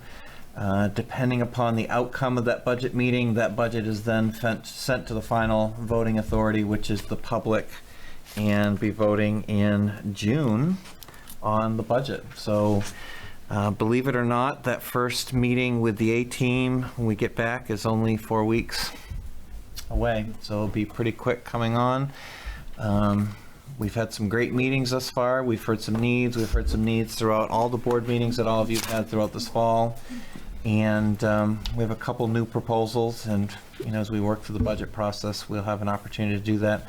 We always take our budget with, first of all, enrollment numbers, looking at prioritizing where enrollment increases, anywhere that there's school safety or health concerns or other things that we need to address within our facilities. That's always a piece. And then lastly, it would be, what are some new programs and ways that we can support students throughout that process? And it's a very organic process. Board members who've been part of this, where we start with the budget is never where we end on April 12th, when you get a chance to then send it on to the voters for the public budget meeting.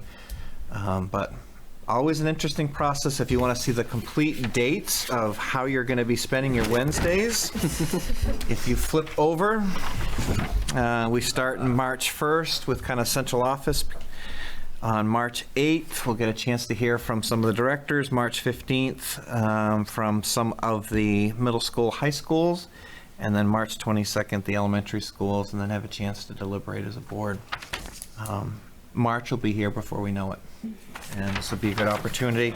Also want to throw out, and I put this out on my superintendent note to the board, if any of you want a primer on how funding is handled in the state of Maine and the appropriations process, more than happy to spend an hour with you just going through that and looking at how we receive our subsidy, why subsidy is different in Wyndham and Raymond, and then the process that we use for budget development, and then how funds are allocated to schools. More than happy to do that. I think once you have that information and a basic understanding, kind of helps you understand this is how the budget process works, and here are why things look the way they do.